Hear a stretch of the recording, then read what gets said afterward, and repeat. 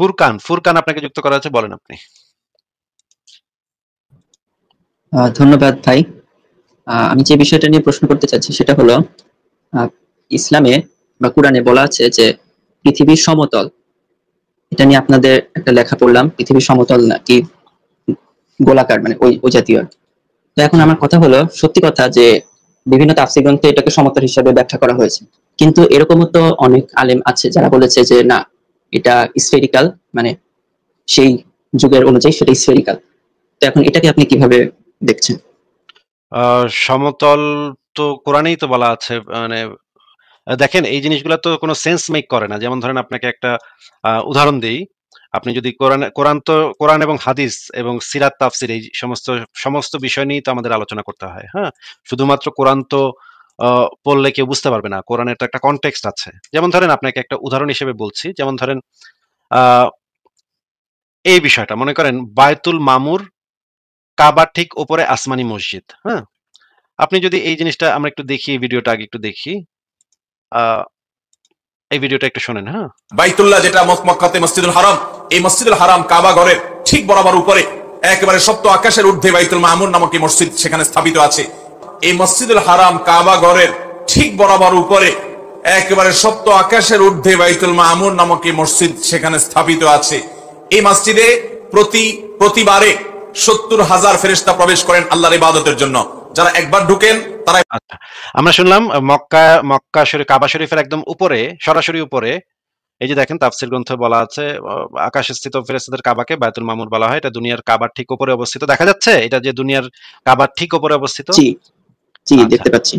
তাহলে আমরা যদি এখন এই বিষয় এবং এটার সাথে আরো অনেকগুলো বিষয় একটা একটা করে আমি দেখাবো। এই প্রথমে এটা দেখাচ্ছি উদাহরণ হিসেবে। আহ বায়তুল মামুর হচ্ছে কাবা শরীফের সোজা উপরে সপ্তম আকাশে অবস্থিত মসজিদ। আচ্ছা, এখন আপনি যদি এইভাবে হিসাব করেন, তাহলে তো এই জিনিসগুলো শুধুমাত্র ফ্ল্যাট আর্থের সাথেই সেন্স মেক করে। এটা কোনোভাবেই গোলাকার পৃথিবীর সাথে সেন্স মেক করে না। কারণ আপনি যদি গোলাকৃতি পৃথিবী এইভাবে কল্পনা করেন, এবং পৃথিবী তো ঘুরছে, তাই না? আমি এই ভিডিওটা ছাড়ি, একটু দেখেন। এই যে দেখেন মক্কা, ওই যে মক্কার ম্যাপ এখানে দেখা যাচ্ছে। আমরা যদি ভিডিওটা ছাড়ি, তাহলে এই কেন্দ্রটা সরে যাচ্ছে, দেখতে পাচ্ছেন আপনি? সেন্টার পয়েন্টটা সরে যাচ্ছে। তাহলে এইটা সরাসরি উপরে সাত আসমানের উপরে বায়তুল মামুর তো থাকতে পারবে না। যদি গোলাকার হয় এবং পৃথিবী ঘূর্ণায়মান হয়, তাহলে তো এইটা সেন্স মেক করে না। এই কথার কোনো সেন্স হয় না যে এই যে দেখেন পৃথিবী যে ঘুরছে, এই যে উপরের যে ইয়াটা, ভার্টিক্যাল লাইনটা, এই যে ভার্টিক্যাল লাইন দিয়ে আমি করেছি, এআই দিয়ে বানিয়েছি ভিডিওগুলো, আমি দেখেন এইটা তো নড়ে যাচ্ছে, এটা তো সরে যাচ্ছে। তাহলে সরাসরি উপরে তো থাকতেছে না। তাহলে তো কাবা মানে ওই সাত আসমানের উপরে যেটা আছে সেটারও তো ঘুরতে হবে সারাক্ষণ। এইটা শুধুমাত্র তখনই সেন্স মেক করে যখন পৃথিবী সমতল হয় এবং স্থির থাকে, যেটা কোরআনে বলা আছে। যেটা ছিল থেলিসের যে মডেল, প্রাচীন প্রাচীন গ্রিক দার্শনিক থেলিসের একটা মডেল ছিল। দেখেন এই মডেলটা ছিল থেলিসের। সেখানে বলা ছিল আর্থ, দেখেন এখানে, এবং আর্থের নিচে আছে আন্ডারওয়ার্ল্ড, মানে হচ্ছে গিয়ে জাহান্নাম এখানে আছে, এবং উপরে আছে হচ্ছে গিয়ে হেভেন। হেভেন মানে সাত আসমান, এইভাবে একটা একটা করে সাতটা আসমান আছে। এইটার সাথে শুধুমাত্র সেন্স মেক করে যদি পৃথিবীটা এইরকম হয়। পৃথিবী যে গোল, এইটা অনেক, আপনি এই কথাটা বলেছেন যে পৃথিবী, অনেক প্রাচীন আলেম বলেছে পৃথিবী গোল, কিন্তু গোল আকৃতি কিন্তু দুই রকমের হয়। একটা হচ্ছে সমতল কিন্তু গোল। এই গোলটা দেখতে পাচ্ছেন আপনি ফুরকান? জি। এইটাও কিন্তু একটা গোল, তাই না? যতদূর জানি সেটা ত্রিমাত্রিক গোলাকার বা স্ফেরিক্যালের কথাই বলা হয়েছিল। বর্তমান সময় আমরা জানি যে এটা ত্রিমাত্রিক গোল, কিন্তু যদি কোনো আলেম বলে যে এটা গোলাকৃতি, তার মানে তো আমরা ধরে নিতে পারি না যে আমরা যে ত্রিমাত্রিক গোলাকৃতি বলতেছি সেটা সে বোঝাচ্ছে। এইটাও একটা গোল, এইটাও একটা গোল, এবং এইটাও একটা গোল, দুইটাই গোল, ঠিক আছে? কিন্তু আমরা তো জানি সেটা ত্রিমাত্রিক গোল। এখন আপনি যদি বলেন যে কোনো একজন আলেম এটা বলেছে, তাহলে তো আমাদেরকে সেটা দেখাইতে হবে। দেখেন এই যে এই জিনিসটাই শুধুমাত্র সেন্স মেক করে যে এই তাহলে কাবার উপরে সাত আসমানের উপরে একটা মসজিদ থাকতে পারে। এছাড়া এবং পৃথিবী যদি স্থির হয় এবং সাত আসমানের উপরে যদি একটা বায়তুল মামুর মসজিদ থাকে, তাহলে শুধুমাত্র তখন সেটা সেন্স মেক করে। এছাড়া এটা কোনো সেন্স মেক করে না, কারণ মহাশূন্যে কোনো স্থায়ী একটা জায়গাতে কোনো মসজিদ থাকতে পারে না। এবার আপনি আমাদেরকে বোঝান তো যে যদি আমরা এইরকম ধরে নেই যে মোহাম্মদ বা আল্লাহ পৃথিবীকে গোলাকৃতি এবং ঘূর্ণায়মান বলছে, তাহলে এই জিনিসটা কিভাবে সেন্স মেক করে সেটা শুধু আমাদেরকে বুঝাইলেই হবে। বুঝান তাহলে। আচ্ছা, প্রথম কথা, একটু আগে যেটা বললেন যে আলেমরা যদি বলে থাকে গোলাকার, সেটা আমরা কিভাবে বুঝবো যে সেটা দ্বিমাত্রিক গোলাকার না ত্রিমাত্রিক গোলাকার? এটার উত্তর হলো, পূর্ববর্তী অনেক আলেমী, যেহেতু এর আগে গ্রিক দার্শনিকদের বিভিন্ন বইপত্র ট্রান্সলেট করা হয়েছে, তো তখন থেকে আর কি টলেমি মডেলগুলা তারা জানতো। তো সেটার উপর ভিত্তি করে বলেছিল যে টলেমি মডেলে যেভাবে স্ফেরিক্যাল শেপের কথা বলা হয়, ঠিক ওরকমই কোরআনেও নাকি বলা হচ্ছে, মানে তাদের ইন্টারপ্রিটেশন।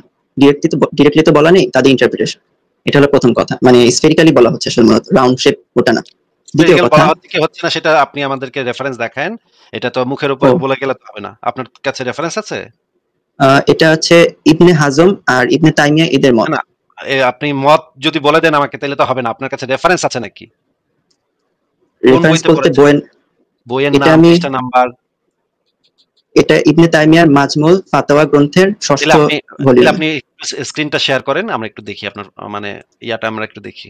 একটু স্ক্রিনটা শেয়ার করে দেন। আমার কাছে তো তাহলে একটু টাইম লাগবে। মানে ওই বইটা অরিজিনাল বইটাতে এটা লেখা দেখাবেন, বের করে দেখান। কোনো একটা অরিজিনাল বইয়ের লেখা আমি ওয়ার্ডপ্রেস ওয়েবসাইট থেকে দেখাইলে হবে না, কোনো একটা ওয়েবসাইট থেকে দেখাইলে হবে না, অরিজিনাল বইটা থেকে দেখান। তাহলে ভাই দুঃখিত, অরিজিনাল বইটা আমার কাছে ডাউনলোড নাই। অরিজিনাল বইটা আপনি নিজে চেক করে দেখেছেন? না, অরিজিনাল বইটা নিজে চেক করে দেখিনি। এটা কোনো একটা ব্লগ সাইট থেকে পড়েছেন নাকি? জি। মানে ক্রস ভেরিফিকেশন করেন নাই? না। একটা জিনিস যে দেখলেই দেখার পরে যে ক্রস ভেরিফাই করতে হয় জিনিসটা আসলে এটার ভিতরে আছে নাকি, এটা কখনো শেখেন নাই? এটা প্রয়োজন বোধ করিনি, কারণ এরকম একাধিক বইয়ে লেখা ছিল তো। একাধিক বইয়ে লেখা থাকলে তো একটা জিনিস সত্য হয় না, সেটা তো ক্রস ভেরিফাই করতে হয় যে ওই বইতে আসলে এই জিনিসটা আছে নাকি। বাট একটা বই ক্রস ভেরি, মানে ইবনে হাজমের যে কথাটা বললাম সেটা না, ইবনে ইমাম হাজম বা সুয়ুতির। ইবনে তাইমিয়ার বইতে আপনি এটা পেয়েছেন যে এই জিনিসটা বলা আছে? ঠিক ইবনে তার তাইমিয়ার বইতে পাইনি। বইটা ইবনে জি জি। তাইমিয়ার বইটা আপনি পড়েছেন? কখনো চোখে দেখেছেন ইবনে তাইমিয়ার বইটা? পুরা বইটা পড়িনি, আমি ওই অংশটুকুর ইংলিশ ট্রান্সলেশনটা জাস্ট পড়েছি। আচ্ছা, সেই বইটা কোন প্রকাশনী থেকে বের হয়েছে ইংলিশ ট্রান্সলেশনটা? না না না, ওই অংশটুকুর ইংলিশ ট্রান্সলেশন, ওটা তো আরবি বই। তাহলে তার মানে ইংরেজি বইটাও আপনি পড়েন নাই? ইংরেজি অনুবাদ বইটাও আপনি পড়েন নাই? আমি মনে হয় একটু বোঝাতে পারতেছি না। সেটা হলো ওই ইবনে তাইমিয়া। অংশটুকুর ইংরেজি ট্রান্সলেশন আপনাকে জিজ্ঞেস করিনি। ওইটা তো নিশ্চয়ই যেই বইটা আরবিতে আছে জি। সেটা নিশ্চয়ই ইংরেজিতে ট্রান্সলেট হয়েছে কোন একটা না, ওটা প্রকাশনী অনেক থেকে। বড় বই তো, ওটা এখনো ট্রান্সলেট হয়নি। ওটা ওটা ইংরেজিতেও ট্রান্সলেট হয়নি? না। তাহলে আপনি কিভাবে, আপনি আরবি পারেন? না, ওই যে ইংলিশ ট্রান্সলেশনটা পড়েছি ওই অংশটুকুর। আরবি পারেন কিনা তাহলে আপনি কিভাবে বুঝলেন যে ওই ইংরেজি ট্রান্সলেশন যে করেছে সে সঠিক অনুবাদ করেছে, সেটা কিভাবে বুঝলেন? এখন তাহলে তো কোনো কথাই বলা যাবে না, আচ্ছা, মানে ঠিক আছে। ওটাও যদি ভুল হয় তাহলে এটাও ভুল হয়। মানে অদ্ভুত অদ্ভুত একটু, মানে প্রাইমারি সোর্স গুলো যে ক্রস চেক করতে হয় সেগুলো আপনারা জানেন না। কোন ক্লাসে পড়েন যেন একটু বলেন তো? টপিক চেঞ্জ না করে সরাসরি টপিক না, ওই এটা খুবই বিষয়টাতে থাকি। গুরুত্বপূর্ণ টপিক, এটা খুবই গুরুত্বপূর্ণ টপিক। এই যে এই জিনিসগুলাই তো মানে এই আপনি যদি এখন ক্লাস 5 এর বাচ্চা হন তাহলে তো আপনাকে তো আমি এখন আদর্শ লিপি পড়াইতে পারবো না ভাই। না, আমি ওটাও বলছি না। এই জন্য জিজ্ঞেস করছি কোন ক্লাসে পড়েন, 6 এ না 7 আমি এ? না, আমার কণ্ঠ শুনে মনে হতে পারে আমি ছোট, বাট আমি অনার্সে পড়ছি। অনার্সে পড়ছেন কোন সাবজেক্টে? আমি এগুলা কি এখন উত্তর দিতেই হবে? হ্যাঁ, দিতে হবে, কারণ আপনি তো এই জিনিসটা তো আমার বুঝতে হবে যে আপনি আপনার লেভেলটা কোথায়। আপনাকে একটা জিনিস যে ক্রস চেক করতে হয় সেই জিনিসটা পর্যন্ত আপনি জানেন না। একটা ইউনিভার্সিটি লেভেলের একটা পড়ালেখা করলে মানুষ এই জিনিসটা জানে। আপনি যদি একটা ইউনিভার্সিটির ছাত্র হয়ে থাকেন তাহলে এটা আপনার জানা উচিত যে একটা জিনিস ক্রস চেক করে দেখতে হয়। আচ্ছা, ঠিক আছে। বলতে হবে না। জি। ঠিক আছে, দেখেন কোরআনে অনেকগুলো আয়াতে যেটা বলা আছে যে সমতলভাবে বিছানো হয়েছে, সমতলভাবে বিছানো হয়েছে, পৃথিবীকে সজ্জা করা হয়েছে, পৃথিবীকে বিছানো হয়েছে। এটা অসংখ্য আয়াতে এই জিনিসটা বলা আছে এবং তাফসিরে জালালাইনে যে জিনিসটা বলা আছে সেটা আমরা একটু দেখে নিই। তাফসিরে জালালাইন ৭ম খণ্ড। একটু ভাই এখান থেকে পড়েন তো এই লাল অংশটুকু কি বলা আছে? আর ভূতলের দিকে কিরূপে তাকে সমতল করা হয়েছে, মানে প্রশ্নবোধক সম্প্রসারিত করা হয়েছে। সার কথা, এ সকল বস্তুর প্রতি লক্ষ্য করে আল্লাহর কুদরত ও একত্বের প্রতি ঈমান আনাই বাঞ্ছনীয় ছিল। সর্বপ্রথম উষ্টের উল্লেখ করা হয়েছে, যেহেতু এটা তাদের সাথে অন্যগুলোর তুলনায় অধিক সম্পৃক্ত। সুতিহাত শব্দ দ্বারা বাহ্যত এটাই প্রমাণিত হয় যে পৃথিবী সমতল। শরীয়তের আলিমগণের মত এটাই ভূতত্ত্ববিদদের মতানুরূপ গোলাকার নয়, যদিও তাদের সে দৃষ্টিভঙ্গি শরীয়তের কোনো আহকামের জন্য বিপত্তিকর নয়। আচ্ছা, এখন কি বললেন একটু আমাদেরকে বুঝায় দেন, এখানে কি লেখা আছে? এখানে প্রথমে আয়াতের কথা বলা আছে, আয়াতের ব্যাখ্যায় দুই দলের, মানে দুই ধরনের আলিমের কথা বলা আছে। একটা হলো শরীয়তের আলেম, একটা হলো ভূতত্ত্ববিদ। শরীয়তের আলেমদের মতে তারা বলেছে এটা ভূতত্ত্ববিদদেরকে আলেম বলে না, ভূতত্ত্ববিদদেরকে ভূতত্ত্ববিদ বলে, ওরা আলেম না তো। মানে বাংলা ট্রান্সলেশন করলে তো সেটা আলেম মানে তো যে কোনো জ্ঞানী মানুষকে বোঝায়। মানে যাই হোক। ইসলামের দৃষ্টিতে তারা আলেম না, তারা ভূতত্ত্ববিদ, তারা ইহুদি নাসারাদের মানে জ্ঞান অর্জন করে এই ওই বিষয়ে। হ্যাঁ, আচ্ছা শেষ করেন। তাহলে তাদের মতে তারা বলল, মানে এই তাফসীর অনুযায়ী তারা বলছে শরীয়তের আলেমগণ এটা মনে করে যে পৃথিবী কই ছিল করে সমতল, আচ্ছা, আর ভূতত্ত্ববিদরা মনে করে যে মনে করে গোলাকৃতি, কিন্তু শরীয়তের আলেমগণ কি মনে করে? এটা তো শরীয়তের আলেমগণ গোলাকার নয় বলেছে। আচ্ছা, শরীয়তের আলেমগণ কি মনে করে তাহলে? তাহলে যে সমতল মনে করে। ও আচ্ছা, তাহলে কোরআনেও সমতল বলা আছে।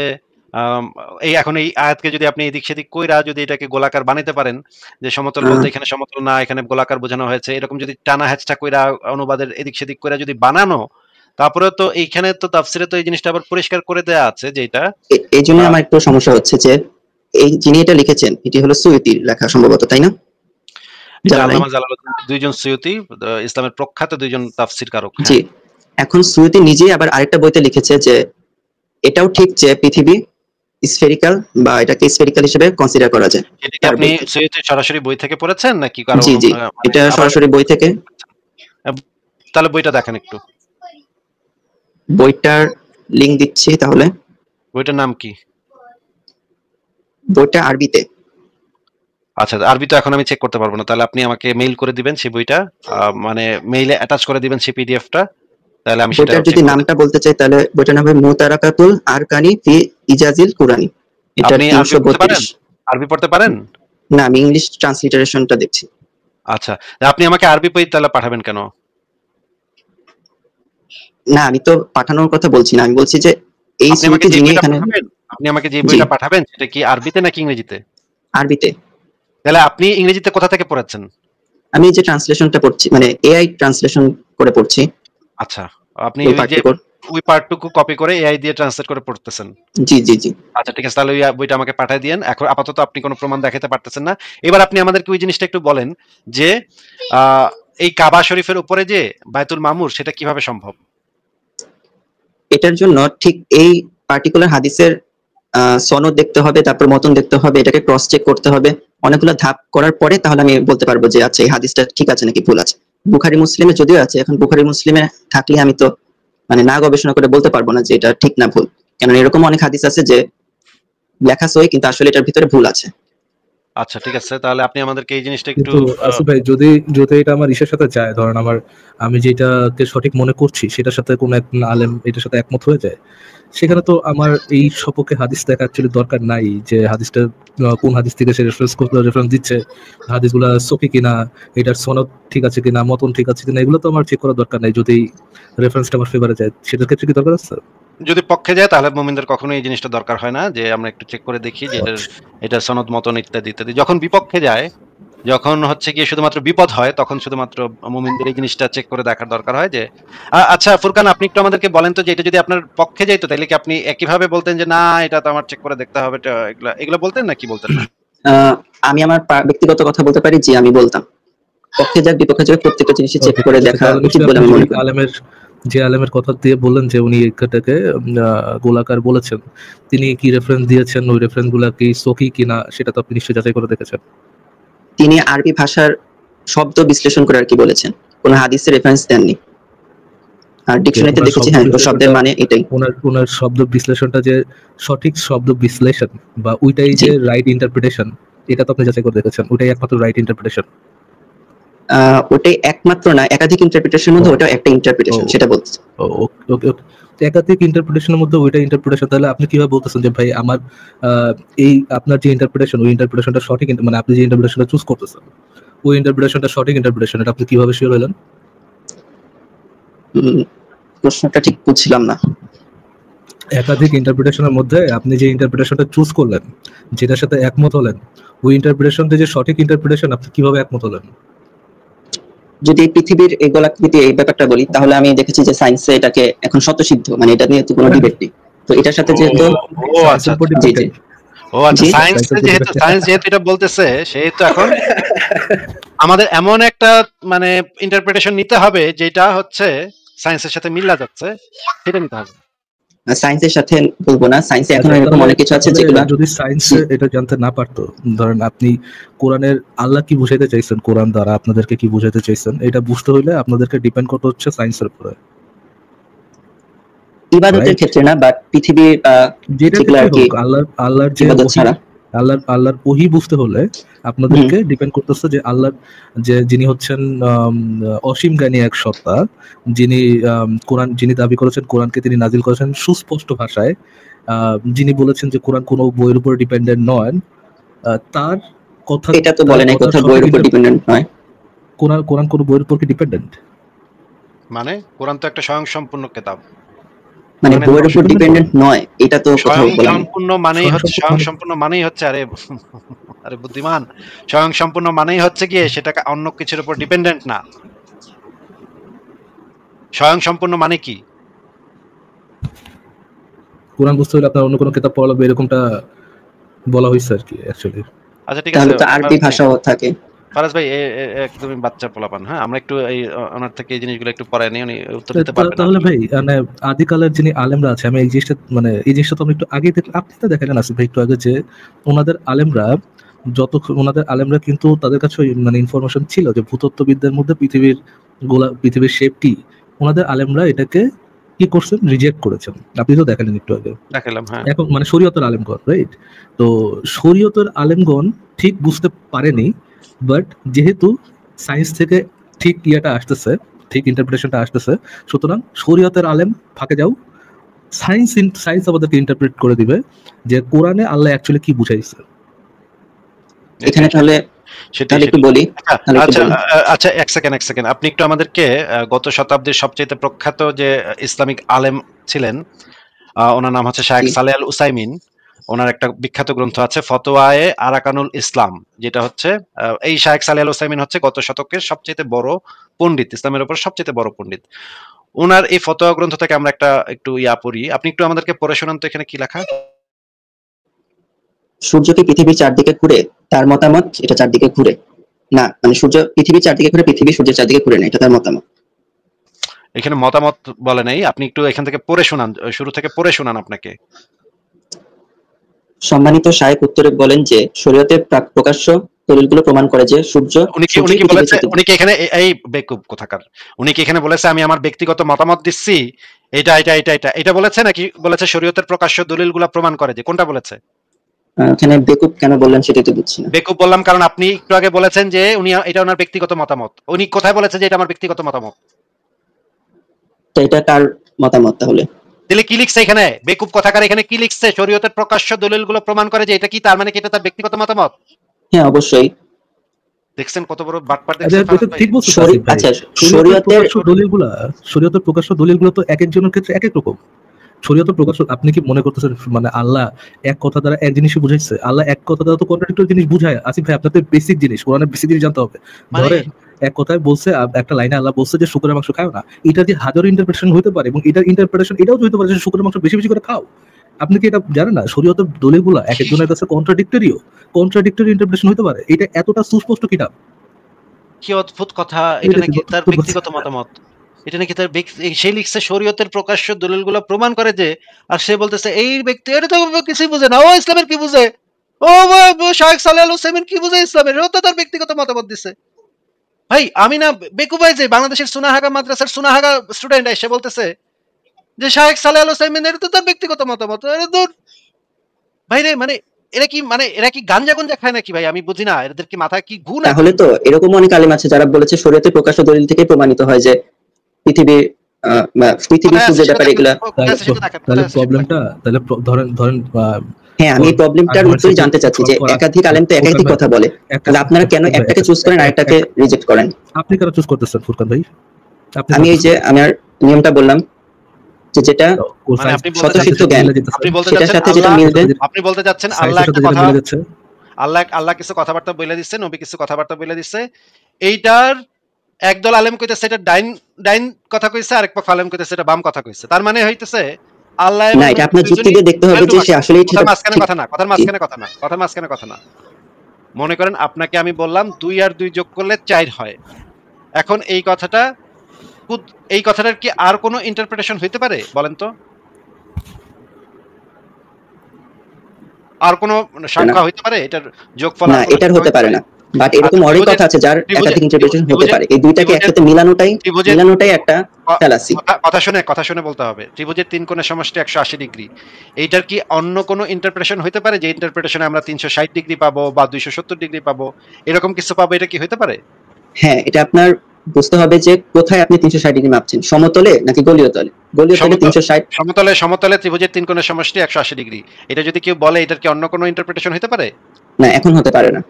আচ্ছা, আমি আগের বার যেটা বলছিলাম, তার মানে আমার কথার মাঝখানে একটা ফাঁক ফকর ছিল, ফারাজ ভাই সেই প্রমাণ করে দিছে। হ্যাঁ, সেই একটু শুনেন, কিন্তু সেই দুটো জিনিস এক না। কথার মাঝখানে কথা না, আপনি প্রমাণ করে দিচ্ছেন যে আমার কথার মাঝখানে এমন একটা ফাঁক ফকর ছিল যেটার কারণে ইন্টারপ্রিটেশনের দরকার হইতে পারে।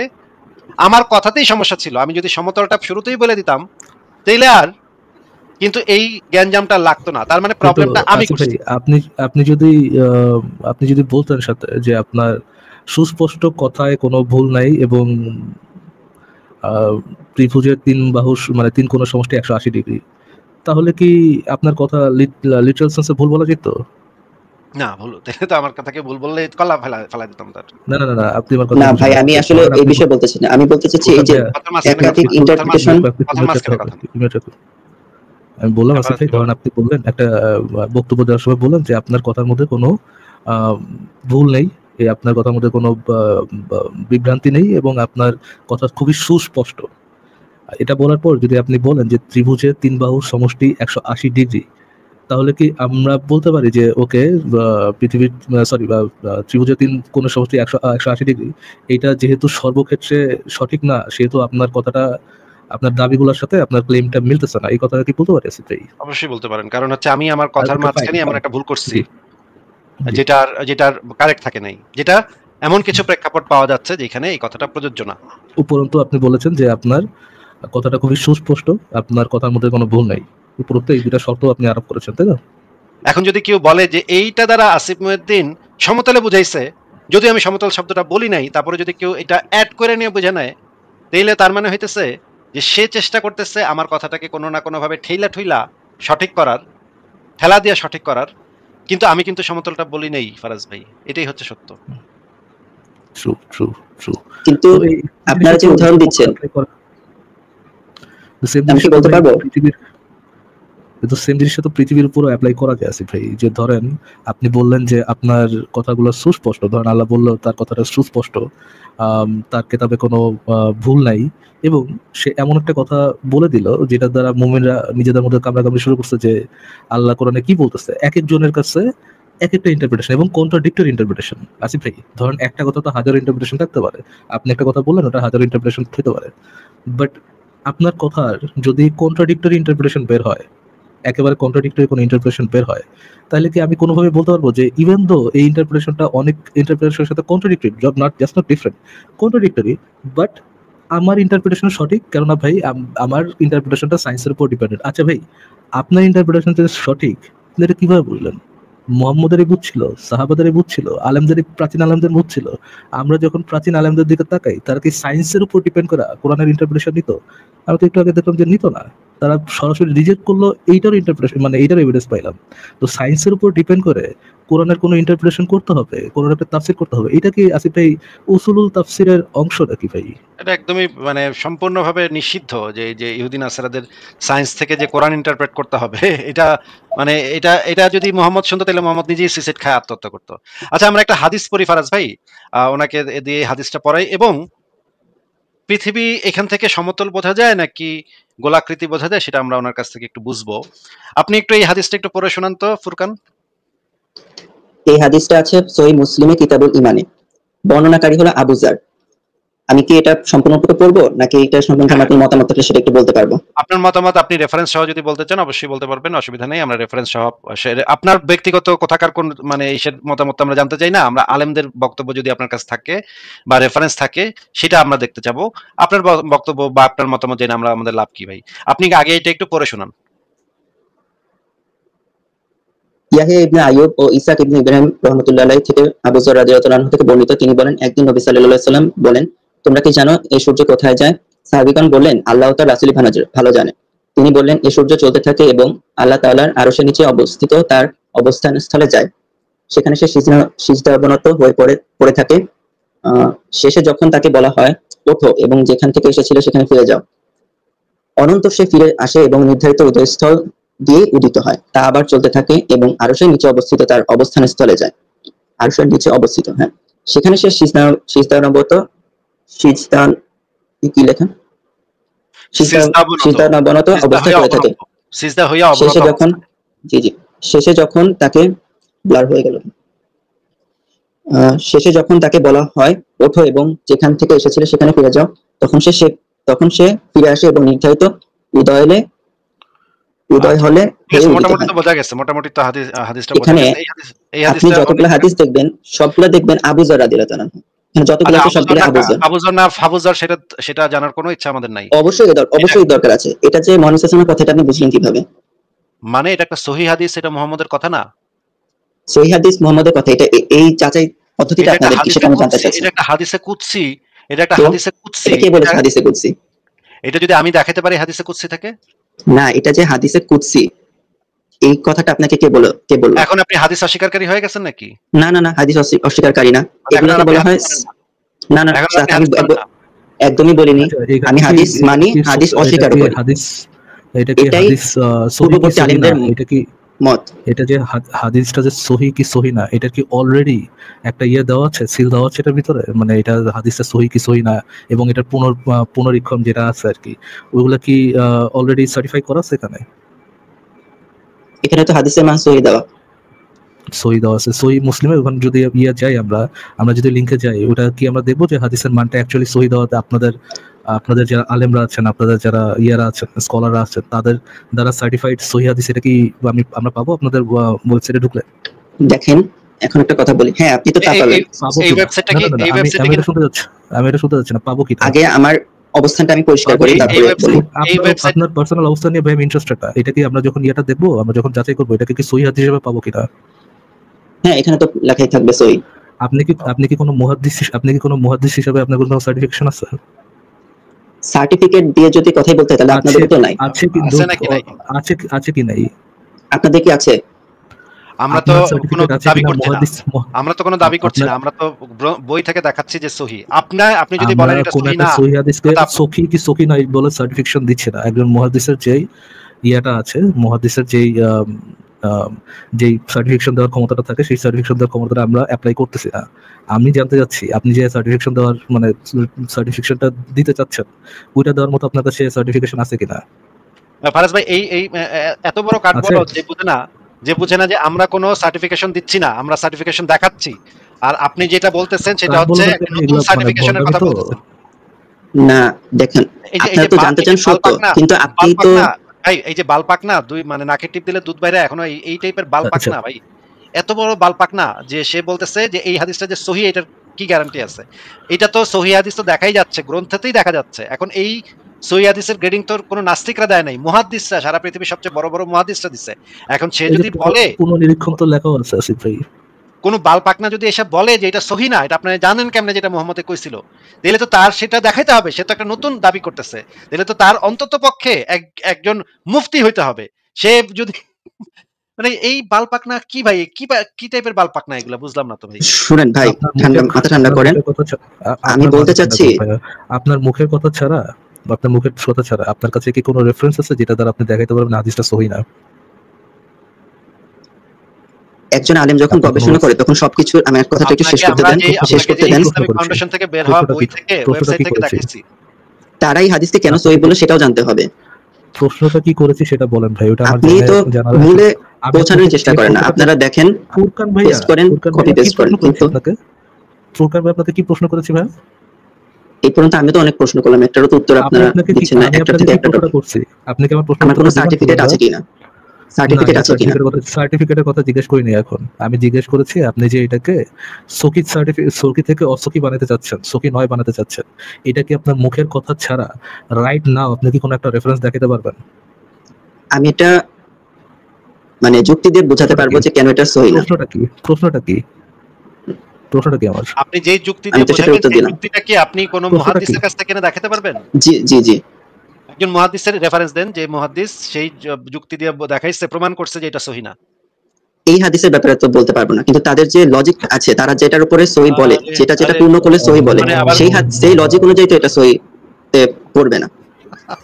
আচ্ছা, আমি এখন আমার অবস্থানটা একটু পরিষ্কার করে নিই। এই রেফারেন্সটা একটু দেখান যে এই হাদিসকে সহিহ বলে নাই কোন কোন মুহাদ্দিস আছে, সেটার একটু রেফারেন্সটা দেখান।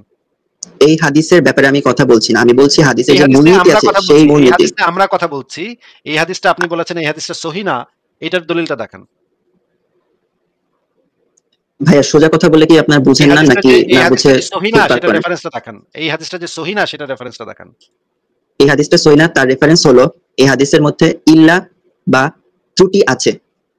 হ্যাঁ, সেটার রেফারেন্সটা দেখান। ত্রুটি যে আছে তাহলে সেটার আপনি এখন রেফারেন্সটা দেখান। আপনি যে গবেষণা, আপনার মুখের এই যে কথাতে তো 6টা, আপনার না মুখের আমার মুখের কথাতে কথা তো তো কোনো বিশ্বাস করতে বলি নাই। ত্রুটি হয়ে যায় না। আমি বললাম যে আচ্ছা, ফুরকান হইতেছে আসলে বাদ দেন। মুখতাসর। এই হাদিসটাকে বা এই হাদিসের মূল ক্যাটাগরি অনেকগুলো হাদিসকে সহি থেকে অসহি সার্টিফাই করা হয়েছে, এরকম কোন রেফারেন্স কি আপনি স্ক্রিনে দেখাতে পারবেন রাইট নাও? না, এরকম স্ক্রিনে দেখাতে পারবো না। ফারাজ ভাই, এখন পর্যন্ত দাবি শুনলাম অনেকগুলা, একটারও কোনো রেফারেন্স দাবিটাকে বাজ করে নিজের কাছে রেখে দেন। আচ্ছা, আপনারা তো কথাই বুঝেন না। আমি তো দাবি আমরা করি কথা নাই যে বলছি, এটাকে আমরা সহি কথা বলা বলছি। হয় না, আমি বলেছি মূলনীতি অনুযায়ী এটা সহি ক্যাটাগরি পড়ে না। এই পর্যন্ত অনেক হাদিস আছে যেগুলো সহি লেখা আছে, বা না, আমার ক্লেম সহি এটা হওয়ার না, যে 5টা আমার ক্লেম আমার ক্লেম এটা না, এটা সহি না। আমার ক্লেম এটা সহি ক্যাটাগরিতে পড়ে না। দুইটা কথা মধ্যে ডিফারেন্স কি? ভাই, মানে মানুষ যে এত চুনাহাগা হইতে পারে, এটা না একটা মানে চুনাহাগা এখন এক্সট্রিম প্রো দেখি প্রতিদিন ভাই। চুনাহাগা এক্সট্রিম প্রো। প্রথম 2-3 বছরে যে চুনাহাগা গুলো দেখতাম, এখন কিন্তু এখন একদম এক্সট্রিম প্রো লেভেল। আমি লাস্ট একটা জিনিস দিতে যাচ্ছি আসিফ ভাই, লাস্ট একটা জিনিস দিতে যাচ্ছি যে কোরআনের যে আপনার কোরআনের যে তাফসির, কোরআনের কোন আয়াতের তাফসির যে সায়েন্সের উপর বেস করে করা যায়, এটা উসুলুল তাফসিরের কোথায় বলা আছে, বা কোন আলেম বলেছেন এই সম্পর্কে, কোন আলেম সার্টিফাই করেছেন, বা এটা সম্পর্কে তাদের কোনো ইজমা আছে কিনা, এই জিনিসটা আমি জানতে চাচ্ছি আসিফ ভাই। এটা একটা ফ্যাসিনেটিং হইতে পারে, আপনি কি জিনিসটা জানতে ইন্টারেস্টেড? এটা তো সে নিজের পাছা থেকে বাইর করবে, বলবে আমার পাছা থেকে মানে বাইর হইছে এই দলিল। আমরা তো পাশা থেকে বের হইতেছে কিনা ওইটা তো দেখতে পারবো যে এটার অ্যাকচুয়াল আছে কিনা, এটা অ্যাকচুয়াল কোনো ভ্যালিডিটি আছে কিনা, নাকি এটা পাশা থেকে বের হওয়া কোনো কিছু, সেটা তো যাচাই করে দেখতে পারবো। আজকে না হোক কালকে কোনো না কোনো সময় তো দেখতেই পারবো, রাইট? কি একটা থাকলো হ্যাঁ, ঠিক আছে, আপনার দেখি জিজ্ঞেস করেন। আমাদের কাছে রেফারেন্সটা থাকলো। ফুরকান ভাই, আপনি কি আমার কোশ্চেনটা শুনেছেন নাকি আমি রিপিট করবো আপনার জন্য? আপনারা তো দুইজনের কথা বলছেন, আমাকে তো কথা বলার সুযোগ দিচ্ছেন না। আমি জিজ্ঞেস করেছি যে আমার প্রশ্নটা কি শুনেছেন নাকি আমি প্রশ্নটা রিপিট করবো? প্রশ্নটা রিপিট করুন। জি, প্রশ্নটা হচ্ছে আপনি যেভাবে কোরআনের আয়াতটা তাফসীর করলেন, যে সায়েন্সের সাথে মিলিয়ে সায়েন্সে যেটা যেটা যেটা প্রমাণিত সেটাকে আপনি নিয়ে তাফসীর করলেন, কোরআনের ওই আয়াতটার ওই ইন্টারপ্রিটেশনটা নিলেন, আয়াতের একটা তাফসীর করলেন। এইভাবে যে তাফসীর করা যায়, এটা যে উসুলুল তাফসীরের একটা অংশ, এই জিনিসটা কি আপনি উসুলুল হাদিসের কোন একটা বই থেকে বা কোন একটা ওয়েবসাইট থেকে আপনি দেখাতে পারবেন? এটা আমি দেখাতে পারবো, তার আগে বলতে হবে আপনি কি ওটা গ্রহণ করবেন নাকি। এখন একজন আলেমের কথা বলে, যেমন আমি ইবনে হাজম তারপর সুয়ুতির কথা বললাম, আপনারা সেটা মানবেন না, আপনারা বলবেন যে না অমুক আলেম তো এটা বলেছে। জিজ্ঞেস করছেন, উত্তর দিচ্ছি। যদি আপনার রেফারেন্সটা সঠিক হয়, যদি এটা দুই একজনের পার্সোনাল ভিউ না হয়, যদি এটা ইজমার অংশ হয়, আমি মেনে নিব, কোনো সমস্যা নেই। ইজমা কিভাবে হবে, মানে কি হলে তাকে ইজমা বলবেন আপনি? আপনি শুধুমাত্র দেখেন ভাই, এখানে ইজমা আছে, আমি এটা নিয়ে কোশ্চেন করবো না যে ইজমা আছে কিনা, অ্যাকচুয়াল ইজমা আছে কিনা এটা নিয়ে কোশ্চেন করবো না। আপনার কোনো একটা ওয়েবসাইট থেকে দেখেন যে এখানে এই সম্পর্কে আলেমরা ইজমা দিয়েছেন যে সায়েন্স থেকে কোরআনের ইন্টারপ্রিটেশন নেওয়া যাবে। এটা তাফসির ইবনে আশুরে আছে। নিয়ে আসুন, বের করেন। কি তাফসীর ইবনে কি আশুর, এটার লেখক কে?